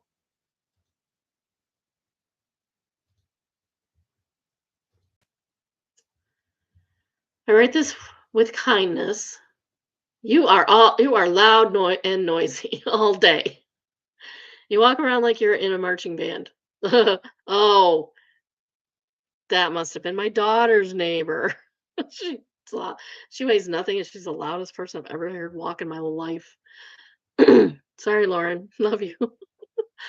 Please have some awareness that the people below you, around you, there is no way you should live above anyone. I hear everything you do. Why are you walking around so much? Sit down. Sheesh. I even hear your dog chewing on the bone. Well, that sounds like a you problem. You are playing your TV system like it was the AMC theater, loud AF. Like, damn it, I can't even enjoy my place because you are loud. Da, da, da, da, da. Please, I'm asking, keep it down. Oh my gosh, that's funny. That's hilarious. My friend has been living in her new apartment for about a month and works from home. She has a cat who is very small and gets kitty zoomies at night, like most cats. Kitty also has a scratching post. My friend thinks the noise from her scratching could be what the person is referring to about the dog chewing a bone noises. My friend is very petite and light footed, and she is generally polite and a considerate person. She got this very rude note on her door this morning and is, in my opinion, overextending sympathy for this a hole, saying she wants to invite this person into her apartment so they can witness how she moves through her space and how loud she actually plays her music, etc. I told her if it's daytime, then this person needs to be reasonable and understand that she's literally just going about her day like a normal person. Hearing your neighbors should be expected part of apartment living experience. Which is why I don't live in an apartment. I have enough noise to deal with, thank you. My friend is stumped on how to handle this, especially since this is the first time the person has attempted to confront her and it's already quite aggressive. What should she do? Cosmic says, send a picture of the note to property management office. Your friend can't really do much if she's a quiet person, like you say, and given her position, this seems like the safer route to go about it. Good luck to her. Hopefully it works out. No, what I would do, write it out to them. I don't know what you're talking about. I don't even have a dog.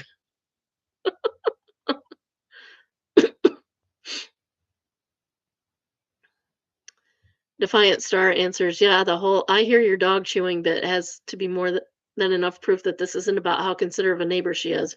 Regardless of whether it's a cat or the dog, what is OP's friend supposed to do? Stop moving around? Stop feeding her pets? Bo is afraid?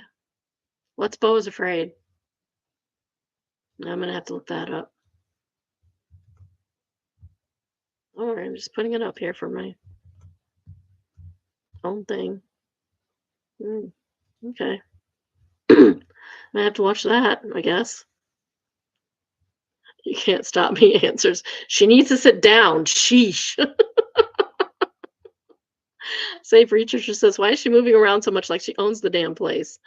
I'll take the advice to not walk around and sit down and start rolling around a chair instead.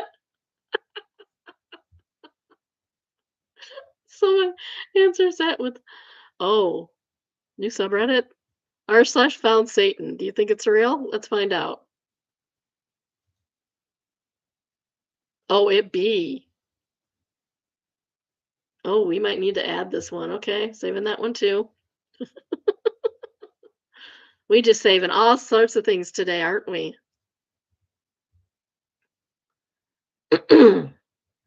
All right, next we have entitled parents. Entitled, my mom asked me to pay for Christmas stay with them. Oh, what?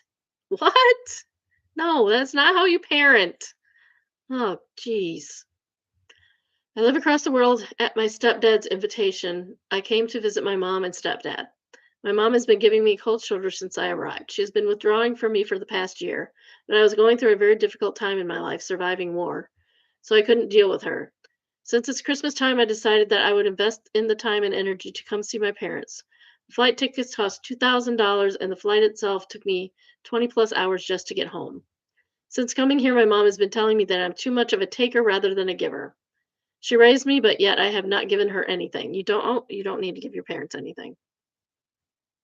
You don't need to give your parents anything. You don't owe them anything. I kept asking her what she wants, and eventually she said she wants me to pay her for my Christmas stay. She wants to charge me $200 a day for staying with them. The price is two times of local price for a hotel. Just go stay in a hotel then. I understand that I'm adult children and probably am obligated to pay. No, you're not. Yet it hurts a bit to see my mom so transactional.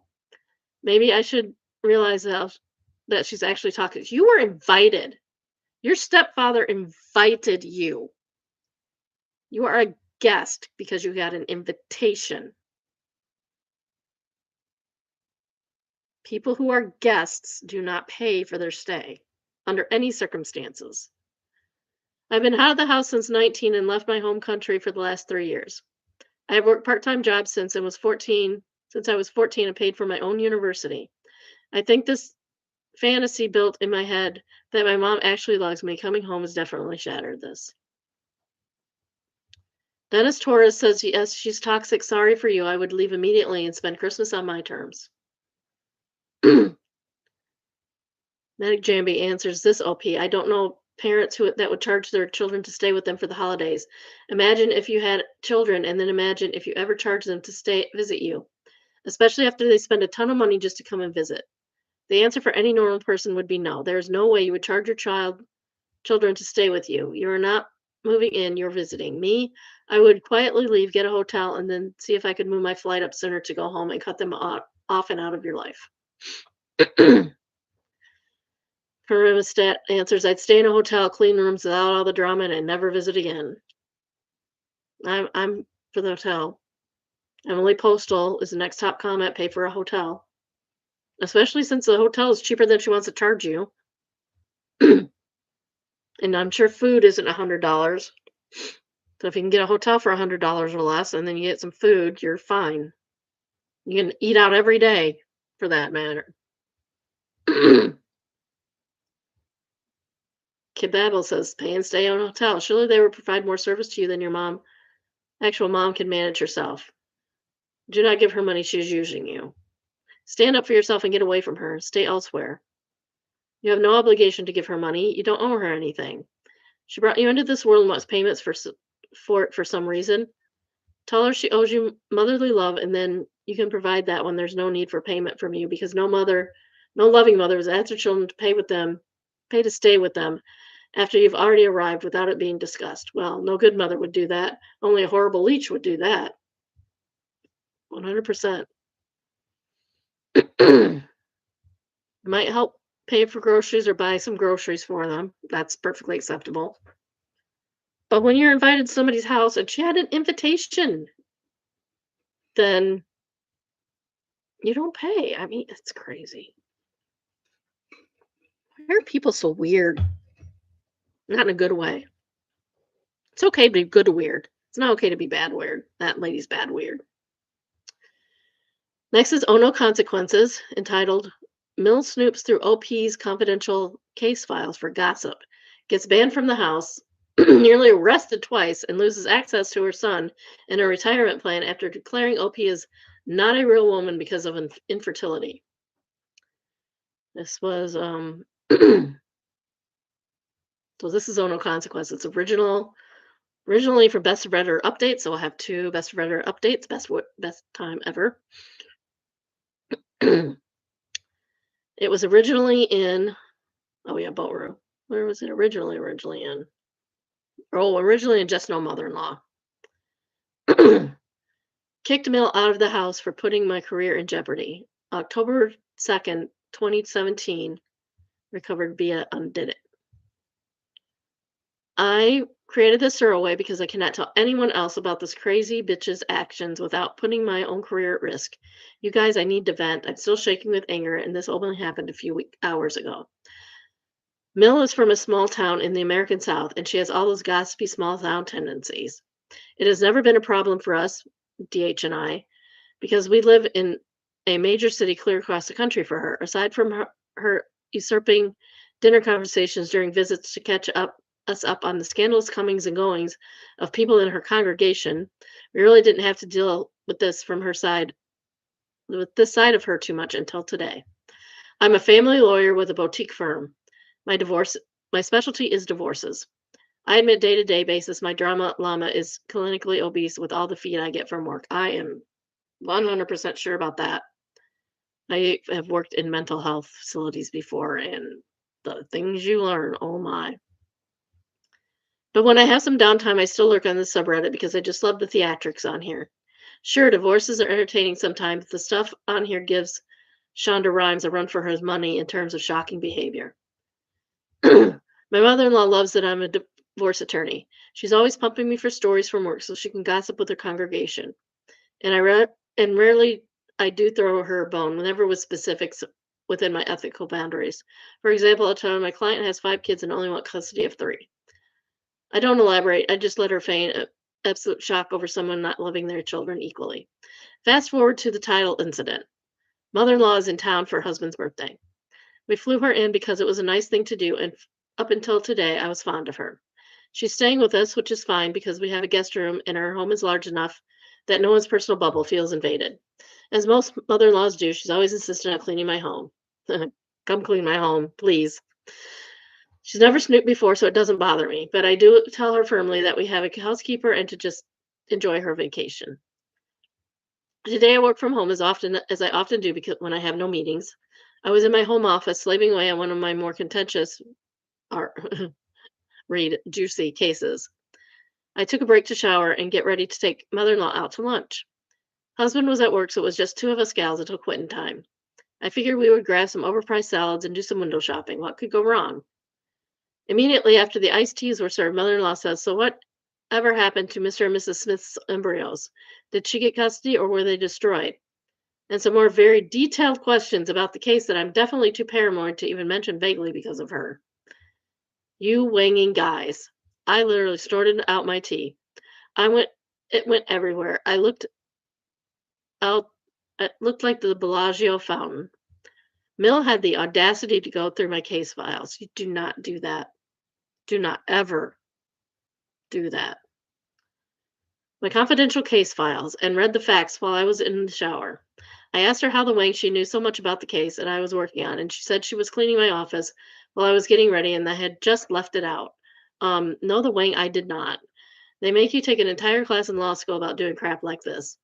I would never. It's been ingrained to me since 1L year that attorney-client privilege is paramount.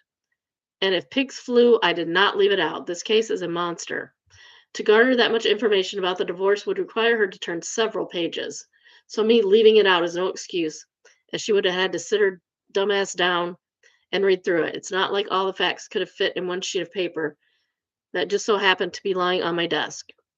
She said she needed to be in my office because it was filthy. Okay, I'll admit it's a little dusty. There are a few coffee mugs in the room, but it is by no means filthy. And for the reason it is in this minor shape of disarray is because I don't allow the housekeeper into my office for this reason. I opened my wallet, threw some cash onto the table for what we ordered, and told her to get in the car. I cannot even remember the ride home. I was just yelling and lecturing and lecture yelling. It was an incredibly crappy thing for her to do. Working at a boutique firm, my reputation is everything to my career. I cannot have word on the street that I just go around spilling client secrets at the local watering hole. She can be very well she can very well ruin my budding career by doing this. I think I threatened to sue her as she babbled about this case. I definitely threatened to tell her son what an imbecile his mother is. I threatened to never have her in our home again. It doesn't matter because as soon as we got home, I told her to pack her things or I'd have her arrested for trespassing. And then I called her an Uber and listed the address on my app as the airport. I didn't even pay for her plane ticket. I don't know what's going to happen, actually. I do know that if she's at the airport right now because that's where the app dropped her off. My husband won't know anything about this until 5:01 p.m. because he works on a secure job site and there's no phone calls or texting. That's scary. What if emergency happened? I have steam coming out of my ears. I do feel guilty because she might be stranded in the airport without my financial help. But what she did was so out of line that I think a few hours of timeout would do my pettiness some good before I finally call the American Airlines terminal and get her a one-way ticket back to Gossipville, USA. As I said, I love drama too, but not enough to put anyone's livelihood at risk. It was such an intrusion that I'm at a loss for words. Am I mad at myself? Am I mad at my client for my client? This is the first just no thing she has ever done, and I'm glad I demonstrated that this behavior is not to be tolerated. But part of me thinks that she's too stupid to realize how bad her actions were. I think the fact that you kicked her to the curb and sent her to the airport and didn't get her a ticket yet, I mean, I think I would get the hint.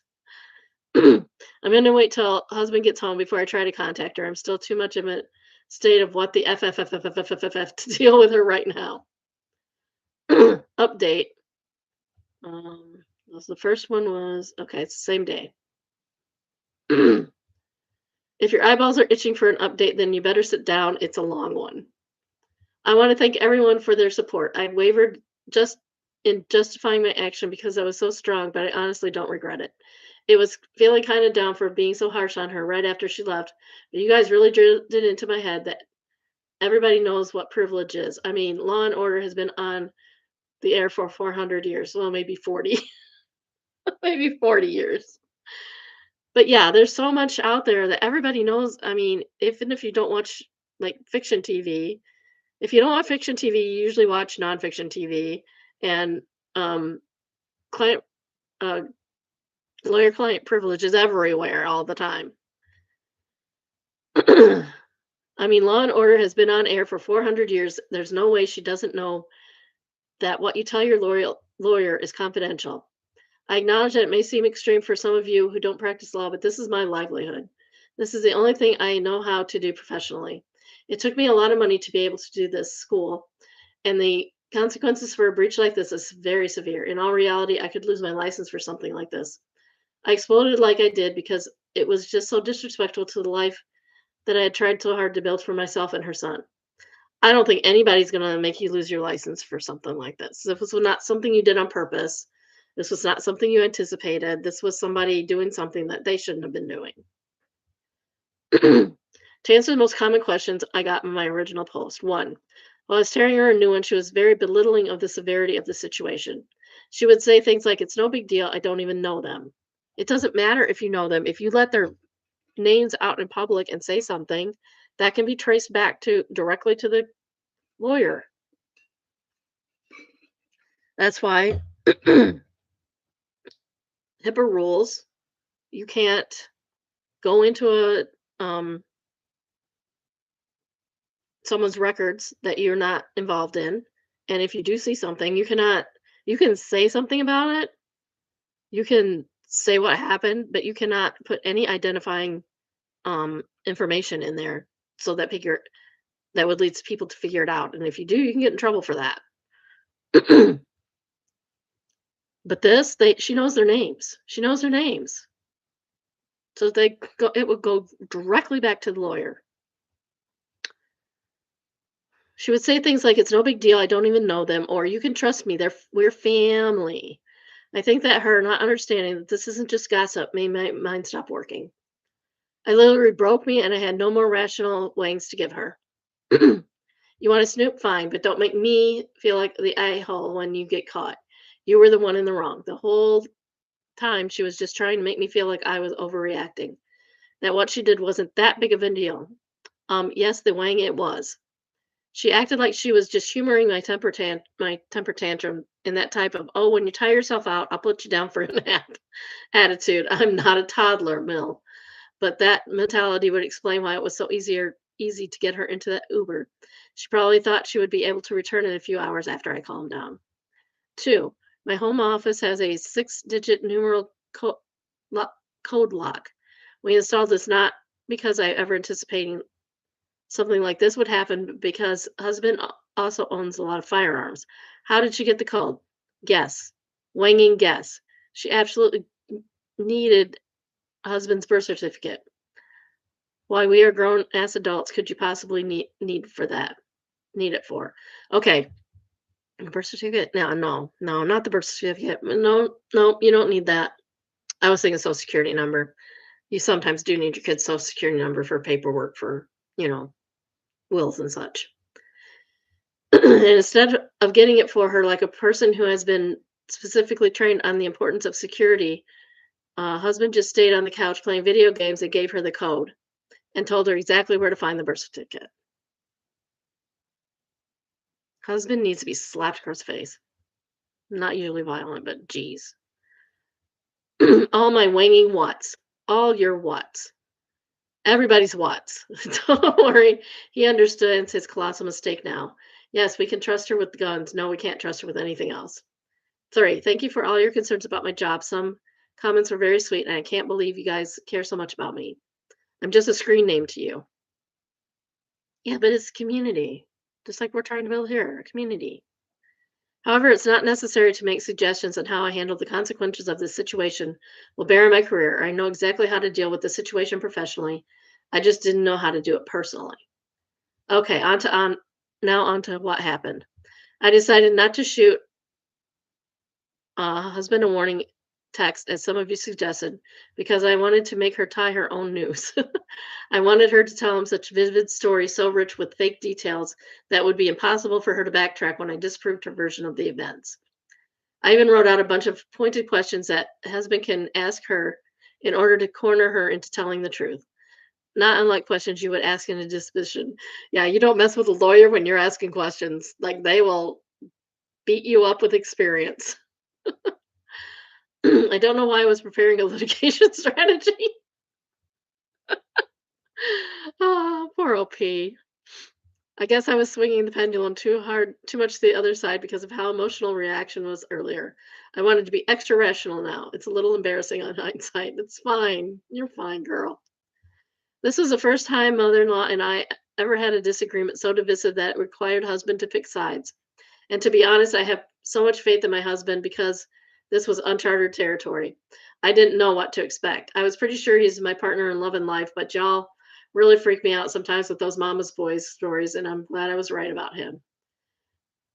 So a little after 6, husband walks into the house and asks me bluntly, "So why are the cops going to sue my mom?" Mom probably been texting him all day, even when he couldn't answer her. It was so far removed from what actually happened, I started laughing hysterically. That's not what happened, baby. I told your mom I would call the cops on her if she didn't leave immediately. I'm ashamed to admit that I did threaten to sue her when I was yelling indiscriminately. I have no actionable cause that I could prevail on, really. Yeah, you can. She went into a locked room. Are you kidding me? I told him what happened. He was just confused. He had already talked to mother in law, and so he knew she was at the airport and he knew the situation. Luckily for me, she didn't come up with any elaborate lies to tell him. She truthfully told him her version of what happened. It made it seem like I blew it out of proportion. I half expected this because if she thought she was doing something truly wrong, she would not have brought it up so casually over lunch. True. I told him we need to buy her a plane ticket because she wasn't welcome back in our home, and he agreed. He didn't try to justify her actions, and he understood so clearly how bad this could have gone for me and for us. We just closed on our home 2 months ago, so going down to one income would have been a financial disaster. We were both kind of sad that the trip ended this way, but it's not something mother in law and I can just heart to heart right now. I need time, I need space, I need wine. Bonus, she was having a pity party at the airport for almost 9 hours because she forgot her wallet at our place. She wanted husband to drive it to her because how else would she board a flight home without ID? And of course, she couldn't call me because I'm scary when I yell. Same. I am scary when I yell. So please, please, husband, can do you have to find her wallet and bring it to her. It was on a neatly made bed. I mean, come on, at least toss it behind a nightstand or something so your story would be more believable. Mother-in-law is not a good sneak at all. Not at all. She probably just wanted to see husband without me and convince him that I've lost my marbles, being so upset with like that with her. Joke's on her. I made him buy her a non-refundable plane ticket online before he left the house.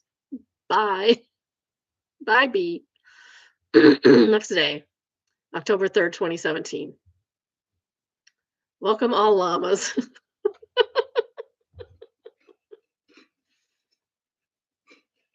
That's cute. This is my last and final update. Also, I will probably delete previous posts for soon to be obvious reasons. I took personal day to day to deal with all the fallout of her idiocy to have just enough time during my lunch to sneak you guys a snack. Now who's here? It's me again. Oh, okay. Dropping off dad's children. Oh, thank you. You didn't have to make a special trip. Kids are always taking our cups. Child. The little ones walk out with our like sippy cups that we have for them. I only have sippy cups because I just don't want to deal with them knocking things over. But in about 6 months, I'll probably go to just straw cups. They're getting older. They can not lay cups down anymore. You guys, we won, kind of. Me, you, and everyone on Just No Mill. All victory is shared as it was a collective effort. I got a groveling apology this morning from Mill. I listened to her. I mean, truly listened to her. And you know what? It was a weird winging apology. I said a bunch of neutral uh-huh and yups, and I didn't really accept the apology yet because what should I do? You can be as sorry as you want for something you did, but it's the other person's prerogative to forgive you.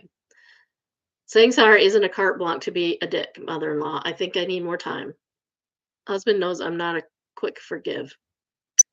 Okay, so when we left off, husband was driving her forgotten wallet to the airport. Here's where some background is helpful. You guys, my husband is a monk. He has the temperament of an iceberg. I'm the one with the fire disposition. Can you tell? That could come in how I imagine that could come in handy, especially in divorce proceedings. What can I say? Opposites do attract. It takes a lot to set him off, and usually only when there is a direct threat to me or his beloved best friend, our dog. Well, hours go by and he's still at the airport. I knew this was going to happen because the plane ticket we bought mother-in-law wasn't until the very end of the next morning, and she probably wanted to spend more time with her son or rewrite history or alienate more people's trust. I really don't know, but I do know that when husband came home from the airport, I knew that crap went down. He came into the house like a hurricane. He even felt compelled to kick the dog toy, which only made the dog happy and run after it and break all tension. Apparently, his hours-long conversation with his mother was frustrating but productive. We'll summarize below. Mother-in-law spent an hour trying to minimize the situation. She doesn't think that what she did was that big of a deal because of family loyalty or whatever. Of course, she will never say anything about the case because we are her family. It was then that that husband showed the world. I don't like using the initials. It was then that husband showed the world his sexy diamond spine. He told her that if family was so important to her, then she would not have hurt me like this, and that I'm her family because I'm his family. Swoon. She seems to start getting how serious the situation was at this point because, of course, it's not that big of a deal until her precious baby is hurting. For the record, there's still another update. Then he went on to say how this could hurt him. No, my husband put me through law school. I'm not saying he was with me when I was in law school. I'm saying this man paid my tuition, supported me all these years. We did this crap together. He told her how much we, as a couple, invested my career and how he could have lost the house because of her. He told her that now I was finally practicing and that was his turn to go back to grad school and how she could have completely alienated that option. It was around this time she started ugly crying. You know what I'm talking about. Snot, tears, saliva. She never meant to hurt him. She was so, so sorry. She wouldn't say a word to any Wouldn't say anything to anyone about what happened. Well, yeah, because you're embarrassed. She would never jeopardize his career. Are you wanging kidding me? That's literally my title. Oh my God, I'm hyperventilating just typing that out. So she fully understands, or finally, sorry. So she finally understands the gravity of what happened. He told her that what she did was a non negotiable deal breaker and that he wouldn't hold it against me if I never allowed her in our house again. And this is where things get a little dicey for her. She got dogs and welled up and pouted, but I'm your mother. Can't you just tell her to let me back in? That is not how relationships work, ma'am. That's cute, Mel. Last time someone told me what to do, i.e., calm down, they ended up in an Uber to the airport. Let's see how your son's luck have run with that request. Husband knows this is a little quirk about me, and he got frustrated because it's like Mill is not hearing what he was saying. He was trying to explain to her that this was between me and her. She can she breached my trust, and these are my consequences. Husband and I are equals. He is not my boss, and she can't. Can I speak with your supervisor her way out of this? She was still not getting it by the time she had to board. So he just came home and made a bunch of loud noises because it's hard on him to have two very important people in his life go toe to toe. He told me it felt like she was deliberately playing dumb to not face the music. Duh, babe. Anyways, that was her. Duh, babe, not mine. Anyways, long story short is that she called to beg my forgiveness this morning, but the apology was filled with, I would never do anything to hurt my baby. I'm so sorry for all the pain this has caused him. I was wrong, etc., etc. No, that's not an apology to you. That's not an apology at all. I mean, am I wrong to hold an apology to me? I do not want to dwell on this, but it seems like she doesn't really give a wang about how this could have affected me. Only when it was explained to her how it could have hurt her son did she feel even one iota of remorse. The end. Edit. I almost forgot the worst part. Okay, so you know how she forgot her wallet? Well, if you've been following closely, we didn't finish lunch and Mill decided to pull a poorly executed power move by leaving her wallet behind.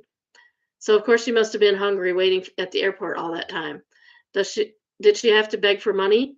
Did she have to depend on the kindness of strangers? Of course not. This is just no Mill. She used Apple Pay from a phone that we pay for, linked to an account that we also pay for. Husband had to explain to her that if I lose my job, we won't be dual income household anymore and we'll have to trim the fat. So bye bye QVC and random church rummage sales.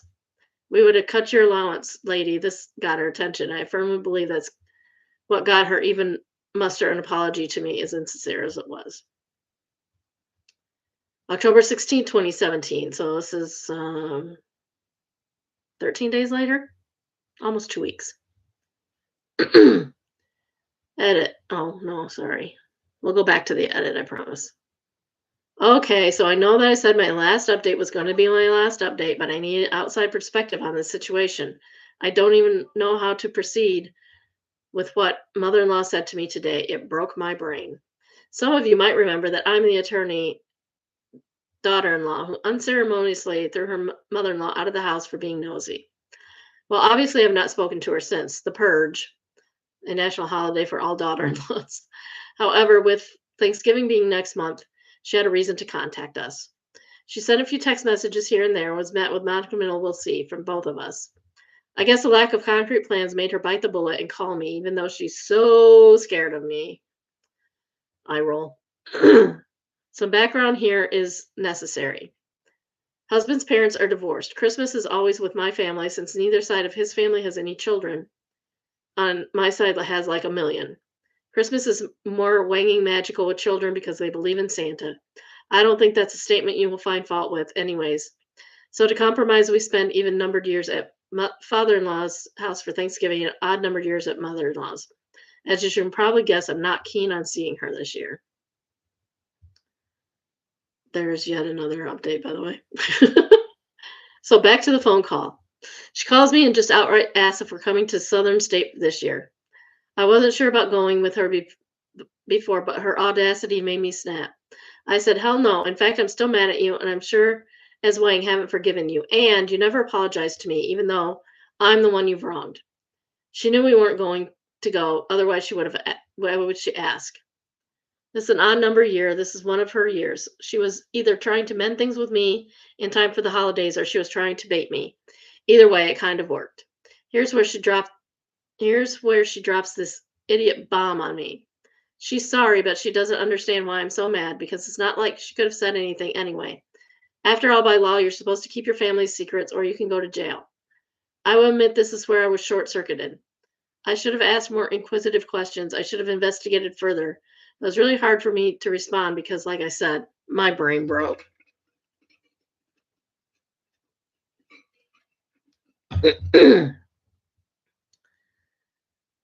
From what clues I was able to gather during her rambling, she has confused spousal privilege with familial privilege. Alert, this is not a thing, so please don't say you learned it from me. It's not a thing. Even spousal privilege isn't a thing in some places. So she thinks that because spouses cannot be compelled to testify against one another, this means family can't tell on each other. Like I said, that varies. Spouses can be compelled depending on where you're at.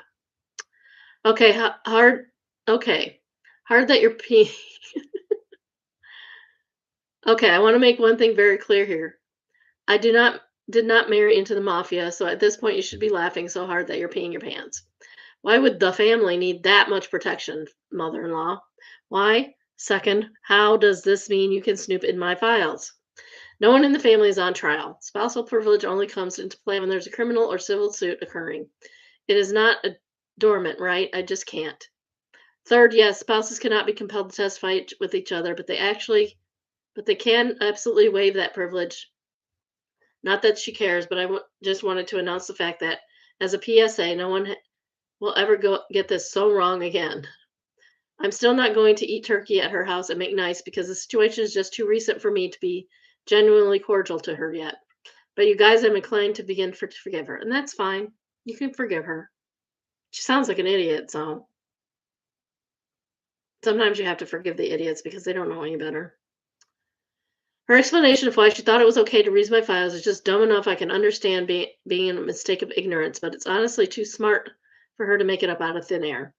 She's not complex enough of a thinker to backtrack and make up an explanation like this. She really isn't. This is where I need your help. I'm clouded on my legal education. I'm clouded by my legal education.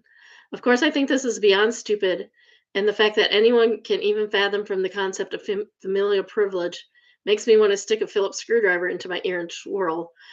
But not everyone went to law school. Can someone reasonably have made this mistake? I don't want to be mad at her forever. It honestly takes too much energy to be mad at someone you love. Yeah. Bonus, we sent her a credit card instead of depositing cash into her account every month. It was small and petty thing, but knowing that we can see our purchases really cut down on the splurge spending. It's really only groceries and gas now. I did this under the guise of, oh, we really like the airline miles, but really it wasn't. I'm super duper mad at you. I've already kicked you out of my house, so really what else can I do maneuver? Oh, geez, there's two more. Two on the same day.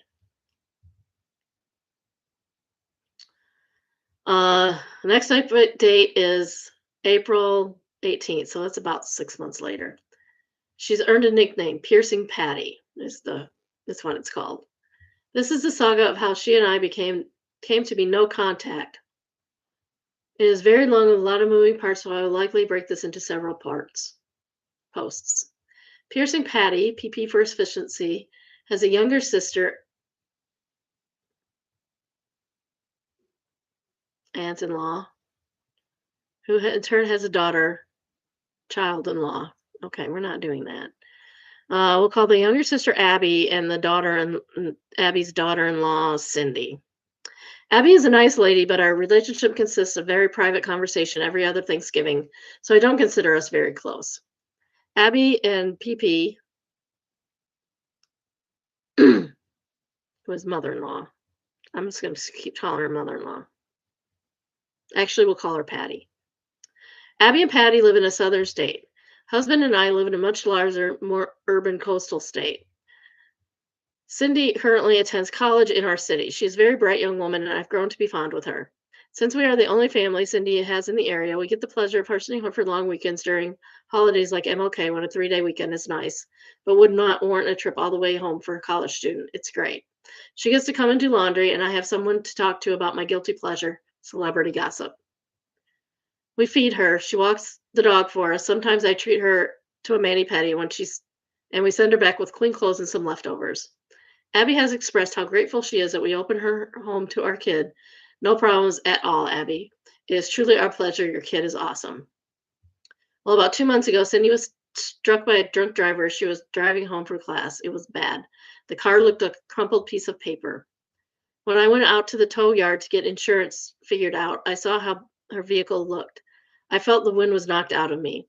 We are very lucky she only suffered a broken leg and a fractured wrist, but it could have been so much worse. I honestly cannot even talk about the accident without devolving into pure unadulterated rage. Naturally, Abby was in a frenzy and needed to see her daughter ASAP. Now, this part is unconfirmed that the story that Abby was so emotional about the whole ordeal, she asked Patty to come along for support. I think the more obvious reality is that Patty invited her along, and Abby didn't have the capacity to say no to her because, hello, her child is injured. Patty, I'm on to you. All those times I thought I was being paranoid, I wasn't. I see you now, clear as day. You're committed to the long con. I know this won't make sense to you guys yet, but it will in my next few posts. Husband and I obviously got to the hospital first. We saw Sydney, make sure she was okay. Husband stayed with her while the doctors did doctor things, and I went off to do lawyer things because if you think you can get drunk and T-boned the only other person in my life who even knows the name of all the Kardashians, you got another thing coming. Abby and Patty arrived mid-afternoon the next morning. Mid-afternoon the next morning? Mid-afternoon the next day? Mid-morning the next morning? I don't know. That does not make sense. They literally booked the next flight out. Cool, I get it. But we did call you guys to tell you that Cindy was pretty much okay. So maybe you could have slowed your roll a bit and planned this trip a little more carefully. No, sorry. When your kid is hurt, you just leave. You drop everything and you leave. It doesn't matter if they're okay or not, because they're not okay. They need their mommy. They need their mommy.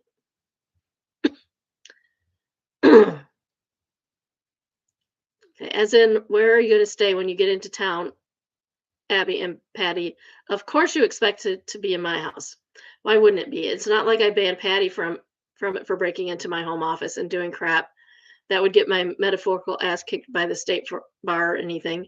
But since Cindy is in the hospital, I'm the one who's going to look like the a-hole for following through with my rules. Next up, part two. Part two, same day.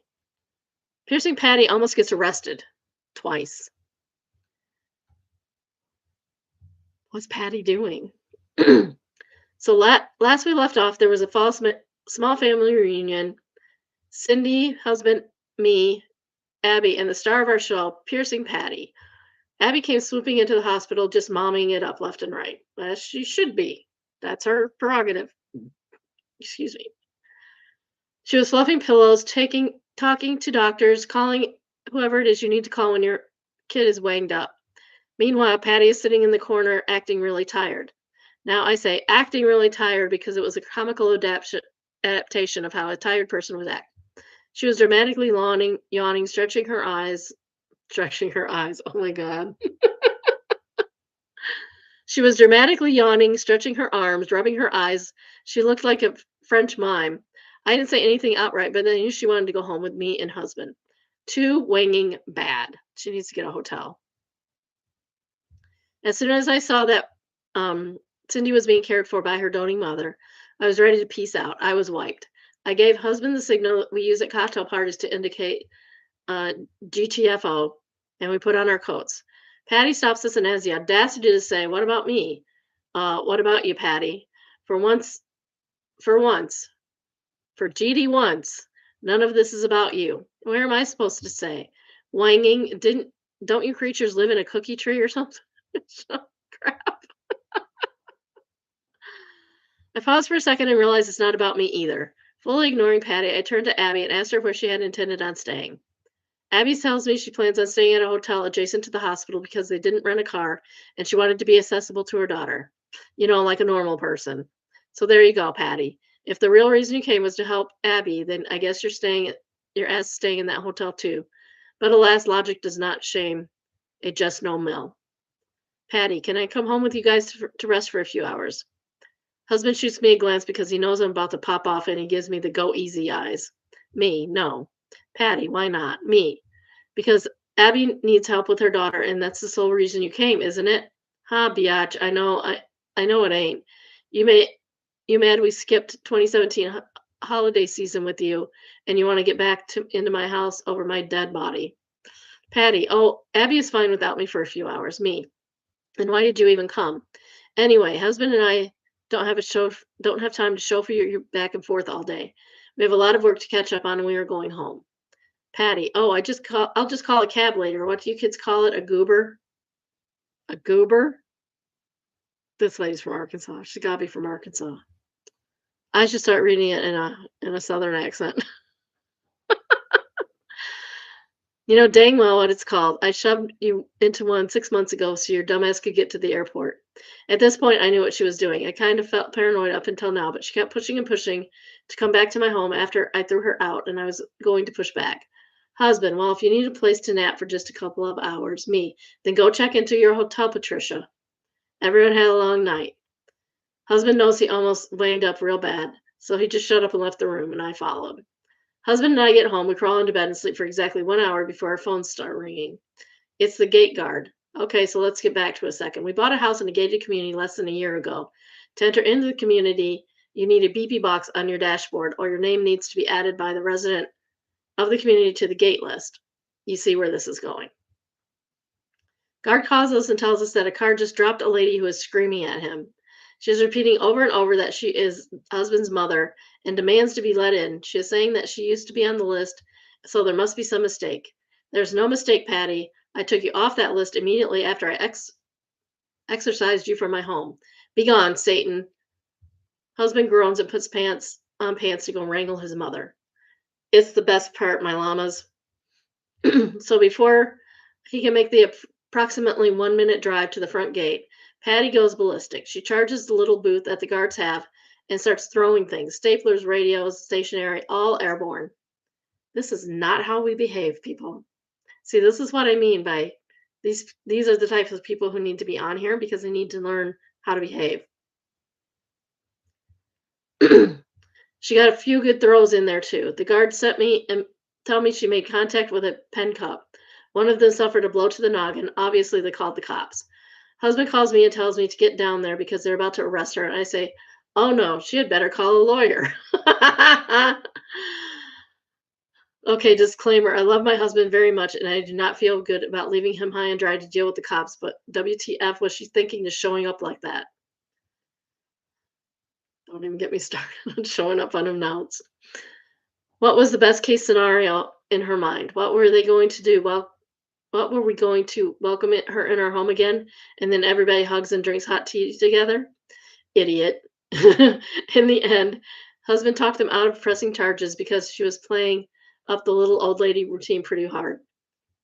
He drove her back to the hotel, but that incident made her zero in on the seismic shift in my relationship with her. I didn't even come to the gate to deal with her. She had lost control over me and she could not get to me because she could not reach me anymore, either emotionally or physically. As we all know, this is a recipe for an extinction burst. Bake at 350 for 20 minutes until golden brown and a toothpick comes out clean. Eek, this has got longer than I expected. I will tell you guys the second run of the cops, part 2.5. Oh, we have to go to another part because the character limit has been exceeded. Okay, part 2 of Best of Redditor updates. The Patty saga. Piercing Patty almost gets arrested the second time, part 2.5. Some of you express how disappointed it is that I'm back on here, and I agree. I really thought Patty and I were going to mend what we were going to be one of the lucky ones that survived just no incident. I want to forgive her, but I needed to heal. She, however, did not feel as if I was forgiving fast enough, and for the past 6 months or so, has been trying to needle herself back into our lives. It began with her asking if she could visit, and then it became every week, and then it became almost daily chore to tell her, "No, you cannot come stay with us. We aren't over what you did." Like a scab, if you keep picking at me, I can never heal. Should just left it alone. Should just left it alone, and it would have been all over. You gotta leave stuff alone. So her presence in my home became my hill to die on. I never lied to protect her feelings. I never gave her the runaround. Every time she asked me directly if she could come stay, I told her the truth. No, I do not trust you here anymore because of your actions, but she still persisted. So after the hilarious gate incident, or as I call it, gate, I like this girl. I like this girl a lot. I was stuck in an awkward position. You see, I still wanted to go see Cindy at the hospital and make sure Abby had all the tools she needed to do her momming, but I definitely didn't want to interact with Patty. Alas, I went anyways because I loved Cindy more than I hated Patty.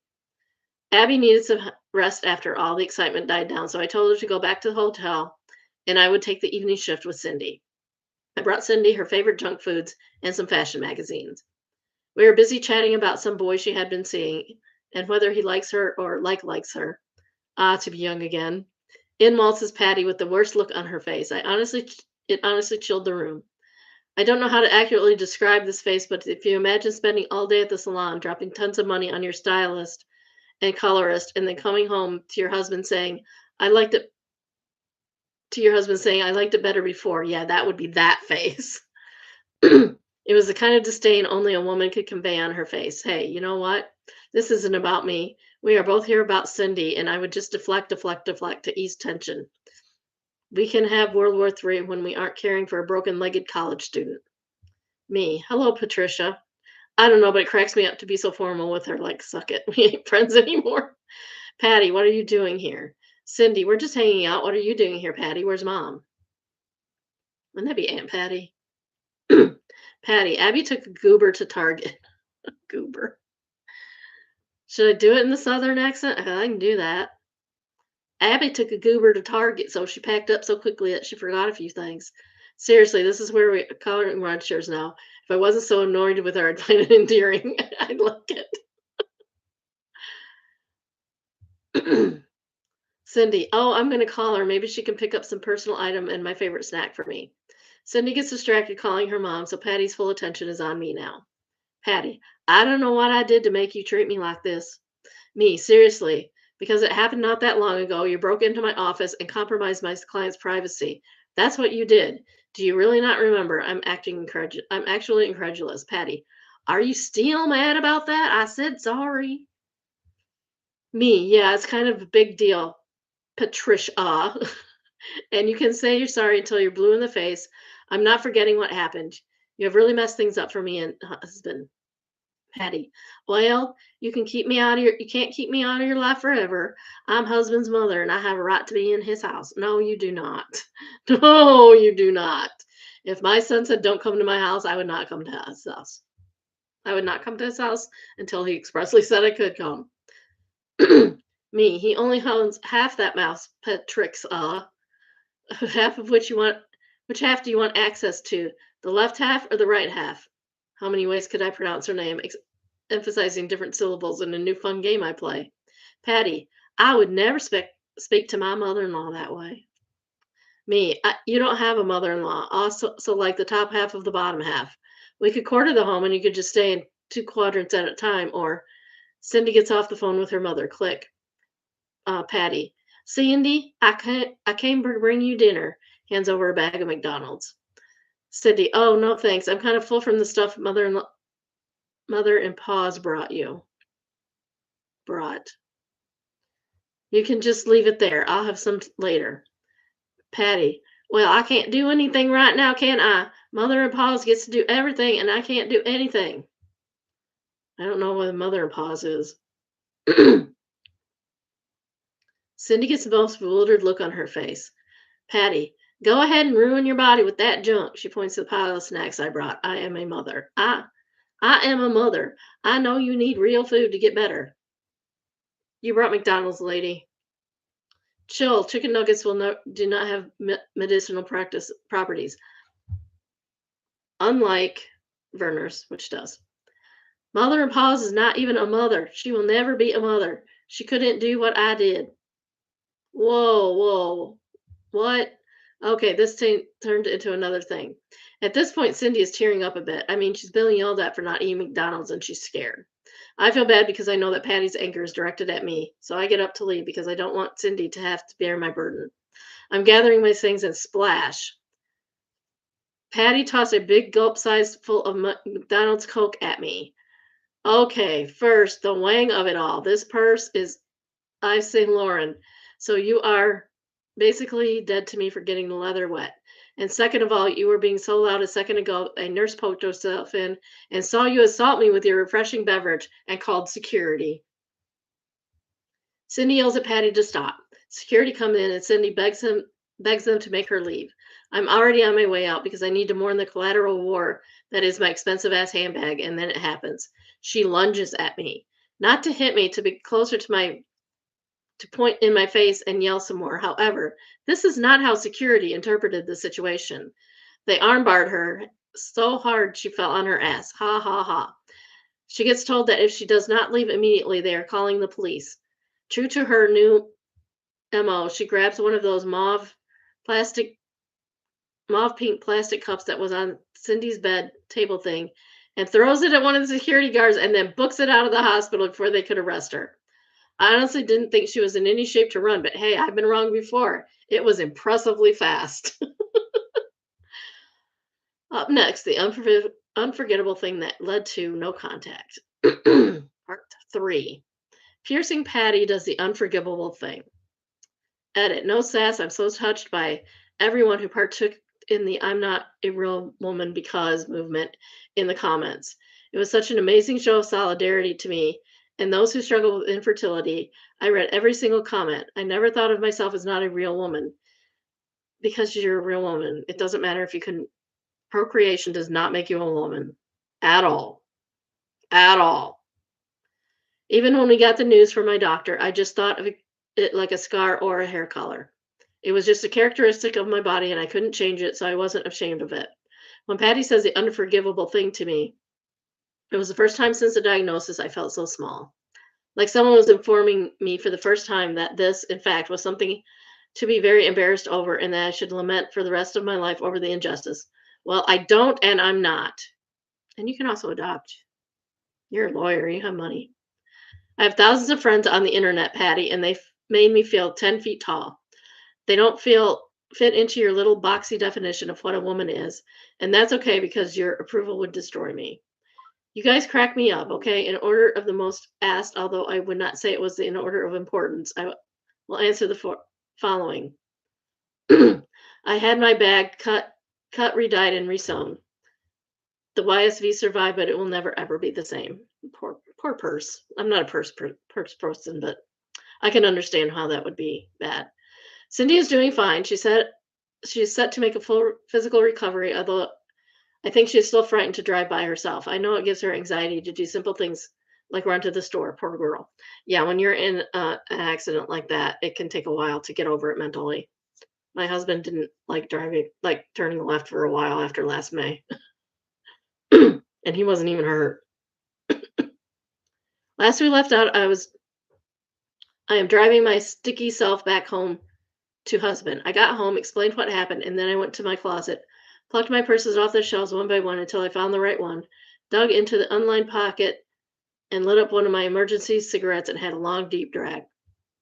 I was so angry and humiliated. Patty splashed a drink in my face like did I get my own show on the E network? If so, when is the check coming? I got bags to replace. Husband comes and holds me for a bit. We talk. I'm still trying to understand why she's acting like this. It's very, very aggressive compared to her past behavior. She's usually just extremely annoying, and physical escalation had me worried. I'm start to think maybe it's a brain tumor. That's always my first thought. It's a brain tumor. I will later learn her only diagnosis is that she's an asshat.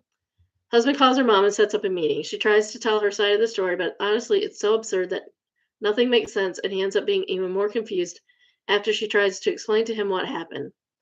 We absolutely cannot go on like this. As luck would have it, Abby, who is now furious at Patty for yelling at her infirm daughter, has kicked her out of the hotel room they shared, and now Patty has booked a flight back to Arkansas because she has nowhere to stay. Don't look at me, biatch. The flight leaves tomorrow evening, so we plan to have lunch before we drop her off at the airport. Before I get to lunch, I want to share something with you guys. Husband and I have been childless. Not necessarily child free, but we like to travel, go to bars until late at night, and do exclusively adult things. It was a lifestyle that worked for us for a long time, but in the last year or so, I've been kind of thinking that maybe I didn't need two guest rooms and that maybe one of them would make a nice nursery, you know? We're not trying, but we're not trying. If it happens, it happens. Well, nothing happened. Nothing happened for a long time. I got insecure and suspicious. Long story short, the doctor tells to me it's fine. Don't do the sympathy thing. It makes me feel like I should be sadder than I am, and I'm not sad. Okay, that's a lie. I was sad for like a second, but to be honest, not knowing was worse. Now I can plan on doing what I've always wanted to do: foster to adopt. No skin off my back. Good for you. I'm glad. Somebody, some poor kid is going to get a nice family. That's awesome. Now back to the lunch. Lord help us all. I have been in court in the morning, so I can't give you guys a verbatim transcript of the just as like this. Patty is not saved for retirement like at all. You guys, she works at a job that pays average, but would theoretically have an amazing retirement plan. However, taking advantage of this plan would require foresight. I guess she just planned to work until she was dead. But then husband put himself through school and got an amazing career and got himself a wife that works. And now we're just so rich that of course we would want to raise Patty as our own. The end. Just kidding, not the end. So much not the end. Not the end. All the not the ends. We haven't even started. I like this girl. This delusional. See you next Tuesday, Crumb. Thought that we were ready to have kids, we would move in with us. She would move in with us and take care of the body. That was her retirement plan. That is not a good retirement plan.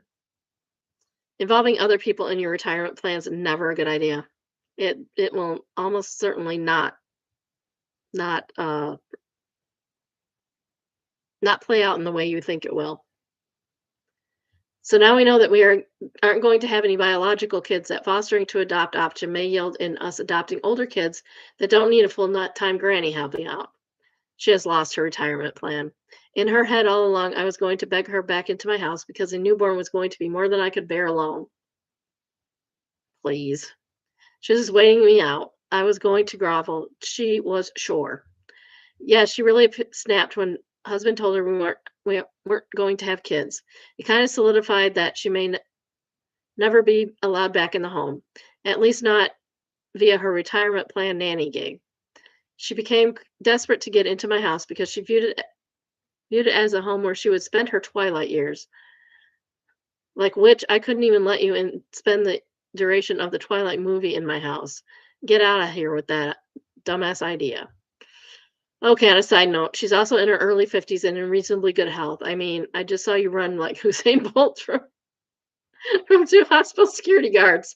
So I don't think now is appropriate retirement age for you. You got a few tax-paying years left in you, Patty. I was kind of stunned at lunch, so I didn't say much. Husband was panicked because he knows it will fall on him to figure it out for her. But we both agreed it was absolutely never, ever going to happen.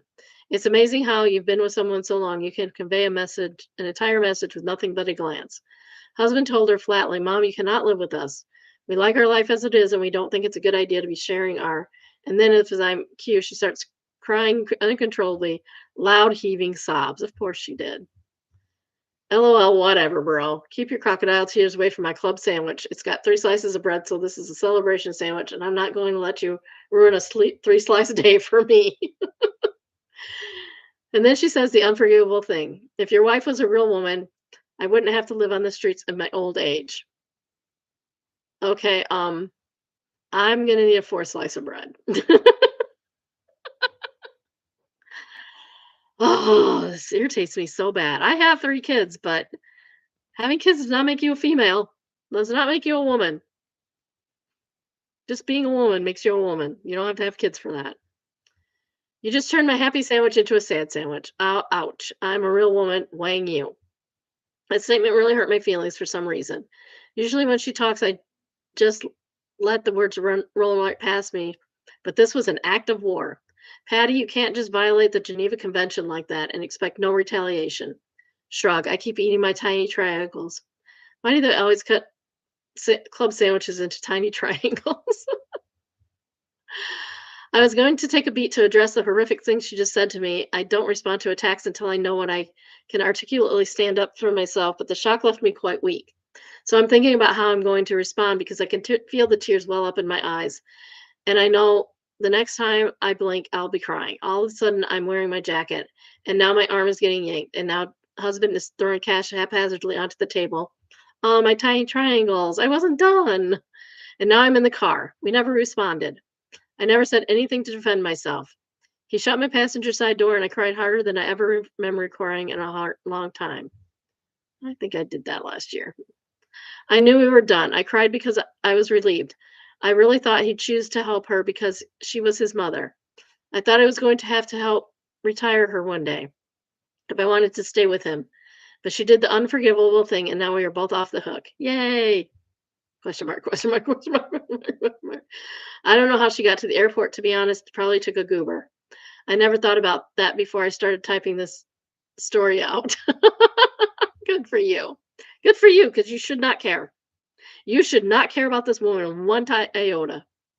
When we got home, I told her no more. She's blocked on everything, and I told the gate guards to call the police immediately if she shows up again. Don't even notify me. She needs to get her own phone plan.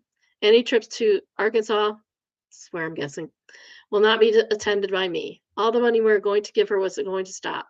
He can send her whatever he wants from his discretionary budget, but I wasn't going to send her any of my wonky womb money. I'm a real woman, goddammit, and I don't need to shoot a baby out of my vagina to know that. You can suck my peen, Patricia. No contact, full stop. I don't have any more updates for you. This was months ago, and her name isn't even whispered in my house. Husband doesn't talk about her, although I'm sure she's been begging for him for more money. She has a job. She has her own money. Why is she relying on you anyway? That's ridiculous. I would never accept my kids' money. It's crazy. Unless they won the lottery or something crazy and had millions and millions of dollars. And then I might take a little bit, maybe. I do fine on my own. I'm good. I don't think about her unless I am feeding llamas, and we are all concentrating on is getting approved to be foster parents. I hope my kid marries an attorney when he or she grows up, so I can relive this saga step by step from the other perspective. Ha ha ha. I've been tossing fountain drinks at dartboards for practice. Oh, OP, that was a saga. I did not expect this today. The top comment is on part 2 is actually, let's go back to part 1. The top comment is just reiterating what was said. Second one is, what in the soap opera is this? It just keeps going and going.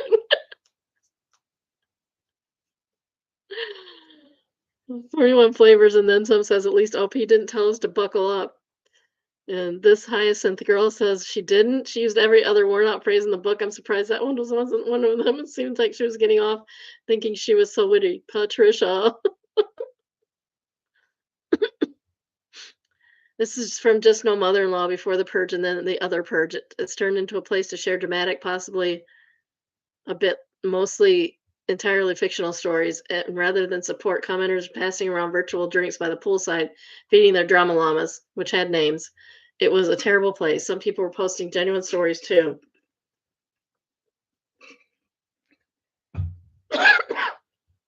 With the commentary, it didn't care if the stories were embellished or not. In fact, embellished got more engagement.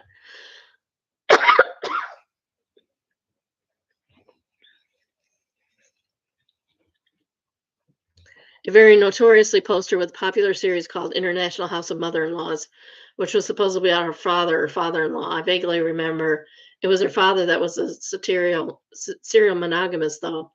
Overbearing women and various stories of holiday gatherings, confrontations, and bitchy one-liners got caught out, and I mean really caught out, blatantly making crap up. There are multiple rounds of mod drama. One of the banned accounts left and right. Later mods restored them. It's currently modded to the most boring place on Reddit is. It's not that boring. We use it. But I don't blame the current mod since the party gossip atmosphere was really getting bad and negative for people coming for support. Yeah, if you're coming for support, let's not do that. Okay. Um, top comment on the second one. Fleeing slowly says, I can sort of believe the first story about the mother-in-law snooping was real, but damn, did the rest go over the top and to just no mill cliche. I think the reason people are so torn on her writing is that she has some good turns of phrase here and there, but also some god awful ones. No, I think she has some good stuff. Pretty Meat says, is there something unbelievable about what crazy parents will do to get back in their kids' lives after they royally screw up? Rich Option says, as someone with a crazy parent, it does sound unbelievable until you live through it yourself. I only know life sounds unbelievable to my aunts and uncles, and they're friggin' related to my parent.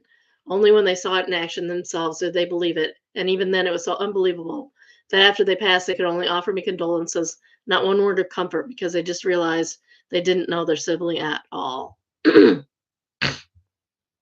Captain Bow Bow says, I never saw my grandma. I thought she was dead until we went to clean her apartment after her funeral where we didn't went. The stories I hear about her were so freaky that I could not believe in a movie. One of the worst, the one that triggered the final no contact is when she threw me down when I was a 1 day old baby. I rebounded on the maternity bed and my mother caught me on the fly. I missed broken skull on the tiles by thin air. I assure you the story I read here is mild compared to some of the dirty tricks of the mother of my father.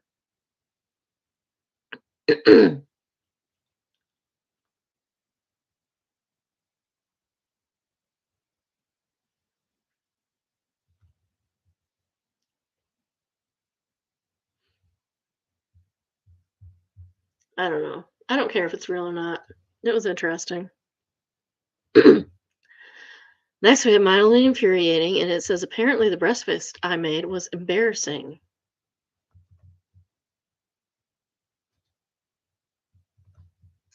Got a picture, so. So tell me, does this look embarrassing to you? Because it looks pretty good to me. It was my first Christmas with my mom's new boyfriend. Oh gosh. She invited his entire immediate family on top of the family we already had coming. So there were about 20 people total.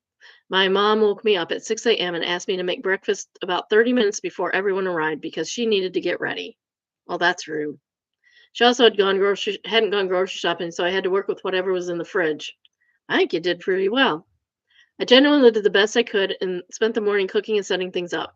While people were eating, my mom's boyfriend commented we were cheap for not using eggs and called the food low effort. Instead of explaining that we didn't have any, my mom got upset and yelled at me in front of everyone, asking why I didn't make eggs and saying I'd never do anything right. I didn't argue or say anything, I just left the room. It was frustrating to wake up early and just be criticized for something that wasn't really in my control, but oh well. A, it looks good to me. You don't need eggs at every meal. And B, how old are you that she did this to you? And how dare she? How dare she accuse you of not making something out of an ingredient that you were not privy to? It's insanity, I'm telling you right now. Specific Meringue says it looks good to me. Looked good to me too. Silly Lizard said I'd be thrilled to wake up to this breakfast. Roger Klein's a god. Roger Klein is a god. Says I'd be thrilled to wake up to any breakfast I didn't have to pay for or make myself. Amen.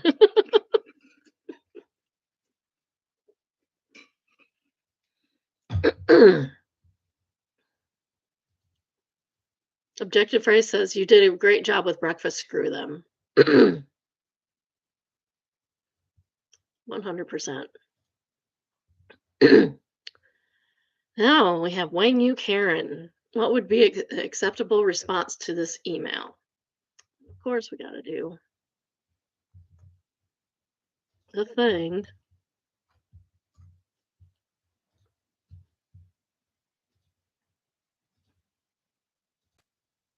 The email says a couple of times this week Harley has worn pants that look like they belong to his father. They're extremely big, and fortunately he has been belted so they stay up. I thought I would just pass along the info because you might not realize this is going on, or maybe this is just acceptable. I thought I'd let you know in case it is of interest to you. How old is Harley? The kid's high school teacher sends this to my wife, and I'm speechless. Yeah, that's weird. That's weird. Why are you so worried about it? Academic Deer says, is your kid addicted to 90s fashion? Happy Hippo Butt said, my 11-year-old was head to toe in pastel dye this at the weekend. Furry pastel dyed tie-dye bucket hat included. My grease is your grease, says Riz City.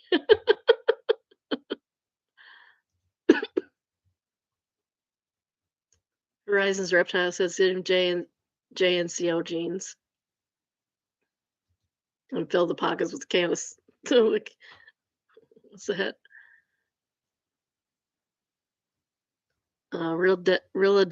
Daniela says fill them with pockets of fill the pockets with cans of Surge. Shen Winchester says one pocket with Surge, the other Jolt, and a pack of Pocky, and he's set. And a hacky sack. Callie Girl for Life says, I would ask, can you please provide context and what the concern is? I'm confused and I don't want to misinterpret what you're trying to communicate before she gets blasted. I don't know. What is the teacher worried about, really? I mean, the kid's got a belt, so it's not like it was in the 90s, the early 2000s when my kid had his underwear hanging out. It was just stupid. That was the stupidest fashion ever. Hope it never comes back. It was dumb. All right, next is Am I Overreacting? Entitled AIO Christmas Gift from Boyfriend's Parents. It's kind of cringe, guys. I have a better picture.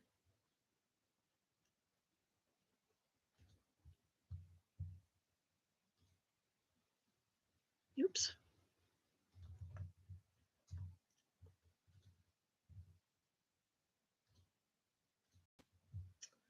So it's a shirt that says, I'm not always a train wreck, just kidding, toot toot, with a girl on a train engine. For context, I've been in a serious relationship with this person for 7 years, and we own a home together. His parents gifted me this shirt for Christmas. It made me sad. They said they thought I would think it was funny, but I definitely didn't. It's not funny. An insult is not funny. Also, I wouldn't consider myself a train wreck in any capacity. I just graduated from college this year. I work a full-time job and I own a home. How is that a train wreck? That's ridiculous.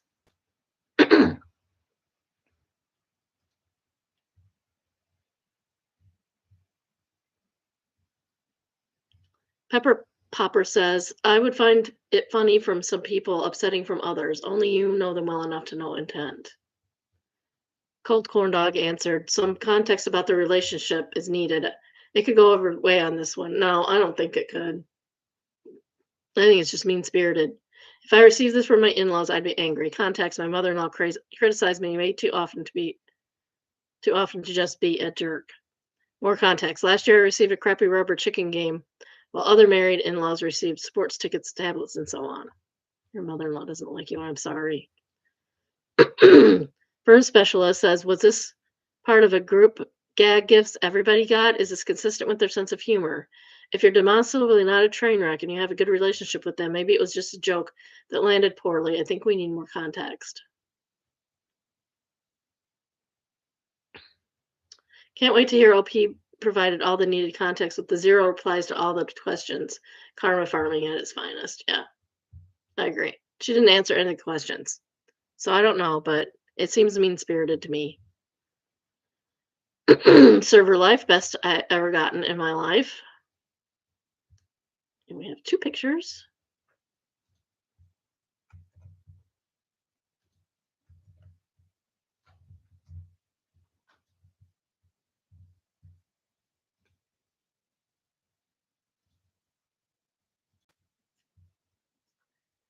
They received an equal tip, a 100% tip on a $430 bill. Yay, you go. And another $171 on a $100 bill. That was a good day at work, dude. Good for you. These are both yesterday. The first one told me at the beginning that I'm the lucky one and gave me $20, so I assume they do this every Christmas. I got to my second my I got to go get my 2-year-old a good Christmas gift this year and cried at the table. Sorry if this isn't allowed. I'm new to the sub. Oh no, this is allowed. This is allowed. Emotionally overboard is the top comment. As a mom, just remember that a 2-year-old isn't going to remember what you got them. Spoil them, of course, but spoil yourself too. I love stories like this. Merry Christmas to you and your family. That's true. A 2-year-old is not going to remember at all. I mean, you should definitely get them something really cool for a 2-year-old, but spend some money on yourself too. You deserve it.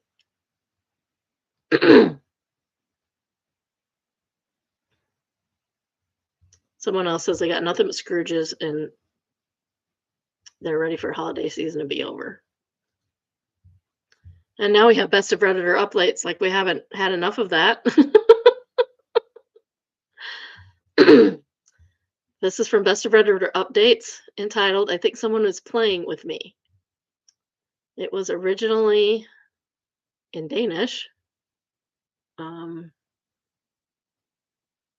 Originally reposted to DK Brevkasse, which I assume is a Danish subreddit.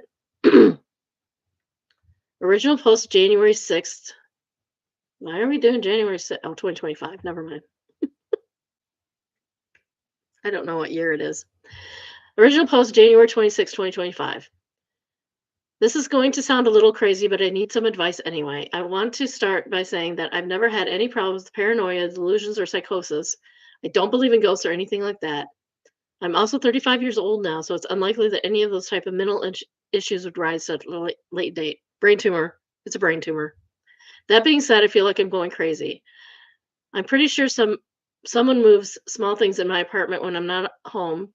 I live alone, and no one, as far as I know, has a key to my apartment. I have 2 keys, and both are in my possession. I've checked several times. So it's either brain tumor or CO poisoning. I've tried putting glasses and plates on the table as a test before I go to work, and I have taken pictures of them to compare the pictures when I get home.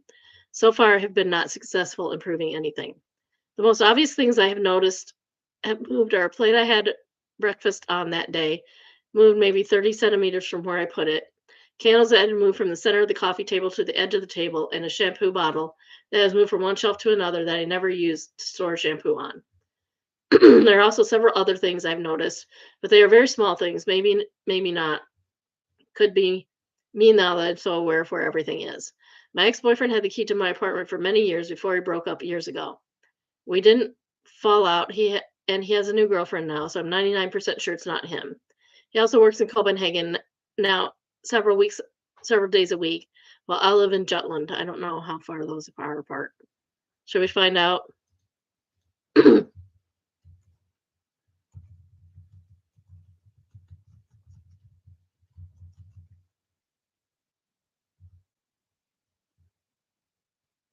3-hour and 1-minute drive, so quite far.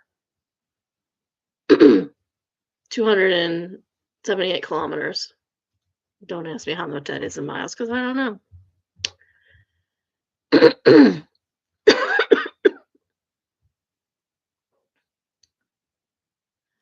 I've asked him on days when things have moved where he was, and he has been in Copenhagen all those days. He shared his locations on Messenger, so that was enough.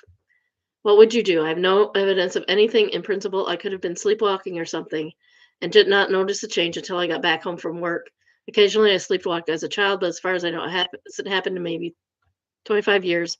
I'm starting to get pretty creepy. It's starting to get pretty creepy. JFXJ top comments on that were there is a well-known Reddit that sounds very similar to what you described. It turned out that the person had severe carbon monoxide poisoning that created paranoia and delusions. I would strongly advise to see if you can find somewhere else to sleep for the next few nights and then buy a detector. They are available at Baja's and the like. Maybe not. Maybe it's not. Maybe you're just forgetful, but if it's carbon monoxide, you're messing with your life. OOP says, thanks, I just Googled it. I'm staying with my parents tonight, and then I'll buy a carbon monoxide detector tomorrow just in case. Black Seal says, if that doesn't work, you can buy a wildlife camera and set it up. It takes pictures when there's movement so you can see if you're doing anything in your sleep or whatever. Update January 22nd, so that was January 26th, so about 2 weeks later. Update, hi everyone again. A lot has happened since I wrote the post. I figured what's up in my situation. I bought 2 cameras and set one up in the living room and kitchen and one in the entrance hall. It turns out my apartment actually has 3 keys and not 2 as I thought. My neighbor, also 35 years old, apparently looked after the previous tenant's cat occasionally and had a key to their apartment.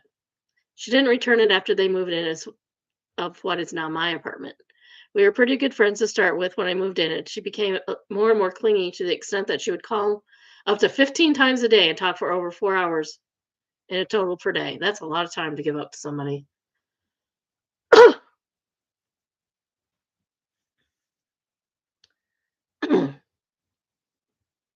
I couldn't even leave my apartment without her wanting to know where I was going, and she would get angry if I didn't respond immediately to her messages, if I was asleep or busy. There was so much drama surrounding her that I couldn't take it anymore and chose to completely cut off contact. She has respected that for the most part, I thought. Turns out she has let herself into my apartment and gone through my cupboards and drawers and apparently deliberately moved my things around to make me paranoid. She can hear when I go in and out of my apartment because her entrance is only 5 meters from mine. That's why she always knew when I wasn't home, even though I was working shift hours. I confronted her and said that I would call the police. She panicked and contacted her father, came over to me. He is a doctor and said that she has borderline personality disorder and refuses treatment because she doesn't think she's wrong. Well, too bad. She can still go to the police. You're responsible for yourself. If you're not going to take your meds, then you're responsible still for your actions. He said she's impulsive, outwardly reacting, and often feels a strong urge to revenge herself upon people who she feels has treated her unfairly or let her down. This apparently has been a theme throughout her life, with almost all of her relationships, romantic and friendships. She practically begged me not to call the police and said that he would do everything he can to prevent anything similar from happening again. I told him to pay for a locksmith to change the lock and said that I would report her to the housing association, who would then report her to the police if she didn't voluntarily move out of the apartment as soon as possible, because I don't want her as a neighbor anymore. They both accepted that, and she has now chosen to move back into her parents until the end of February. At the end of February. So the ending was relatively good for me, albeit very chaotic. That's wild. Busy Shrew is the top comment. She says, holy crap. The fact that there was actually someone rifling through OP's apartment for real is just so creepy. It's wild that that's actually what happened for once. City of Orphans says it could be way worse than just moving stuff around, like there are important documents getting stolen. Yeah, that's true. Next top comment is, yikes, I definitely would have called the police the second the dad left that conversation, but that's just me. Yeah, I think I would have too. Measurement Sheep says, it seems the father is really doing a disservice to his daughter by protecting her from her actions. Taking revenge out on people is not a habit that people should be fostering. Colonel Mode Driver answered, it's classic borderline personality symptoms. Her father's quite literally feeding into her mental illness by shielding her from consequence. It's Europe, so if the police got involved, she'd have a good chance of being compelled to treatment, which is what she needs. Yep. Made me smile. It's entitled, oops, I'll do this.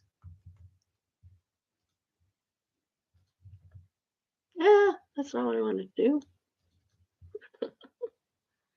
I'll be pasty.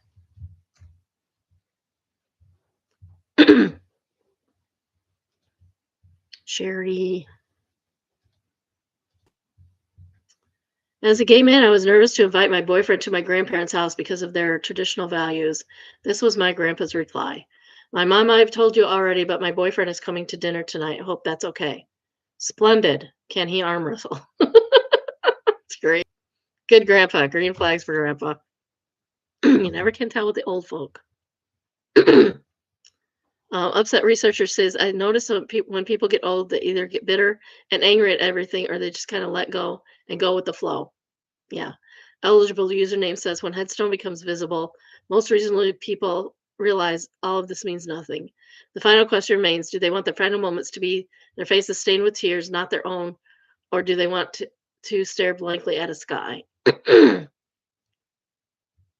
Hunting Orchid says, when you get to an age where a light fall can kill you, and yeah, that's happened.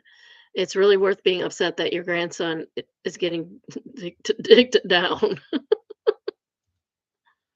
The next top comment is from Tom Braven's box. Can he though? Maybe he can't, and that's okay too. Millionaire Man says the only thing better than one grandson is two. Yeah, that's exactly how I'd view it.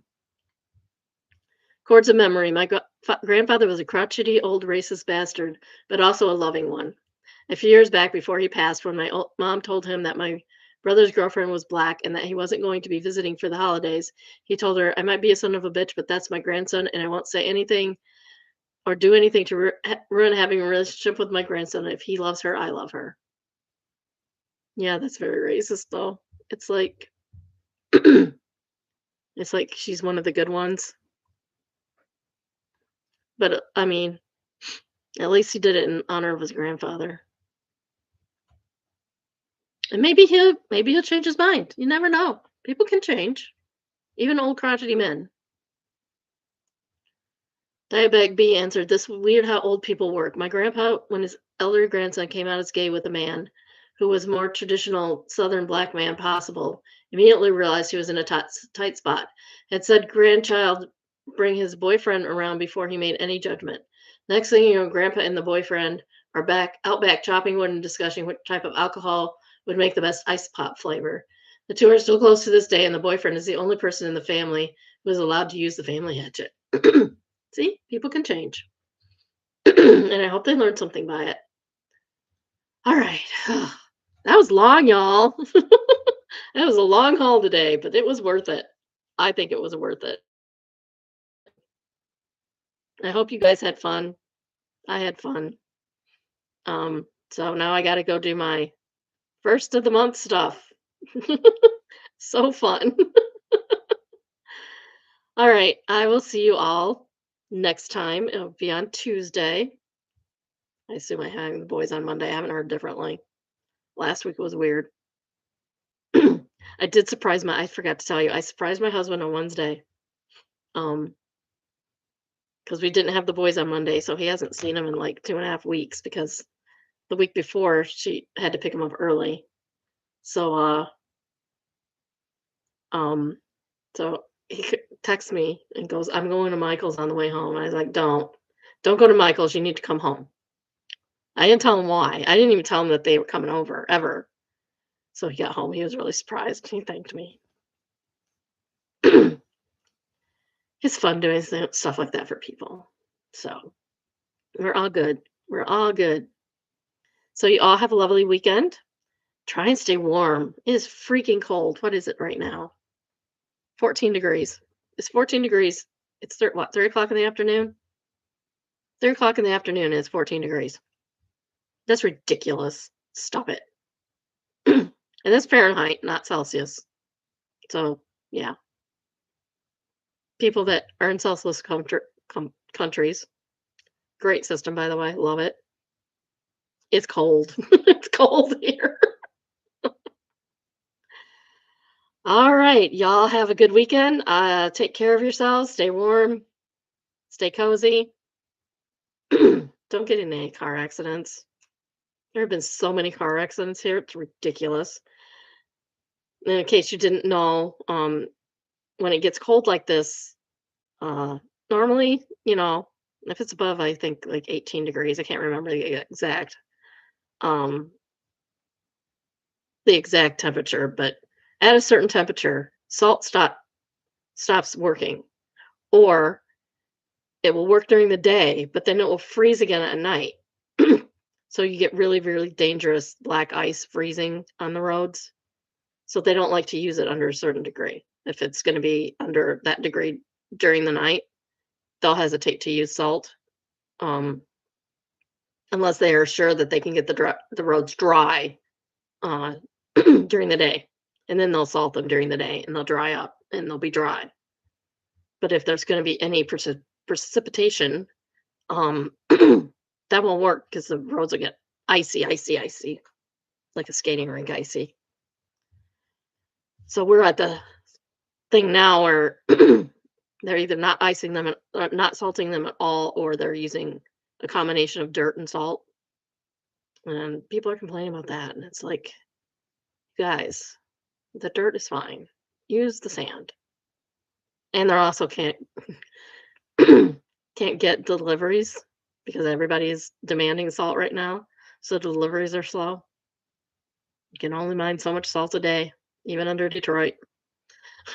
Yes, there are salt mines under Detroit, in case you didn't know that. Live in a wild space here. All right. So take care, everybody. Have a good weekend. Um, I love all my biddies. Have a good weekend. Love you. Bye. Bye. Bye. Bye.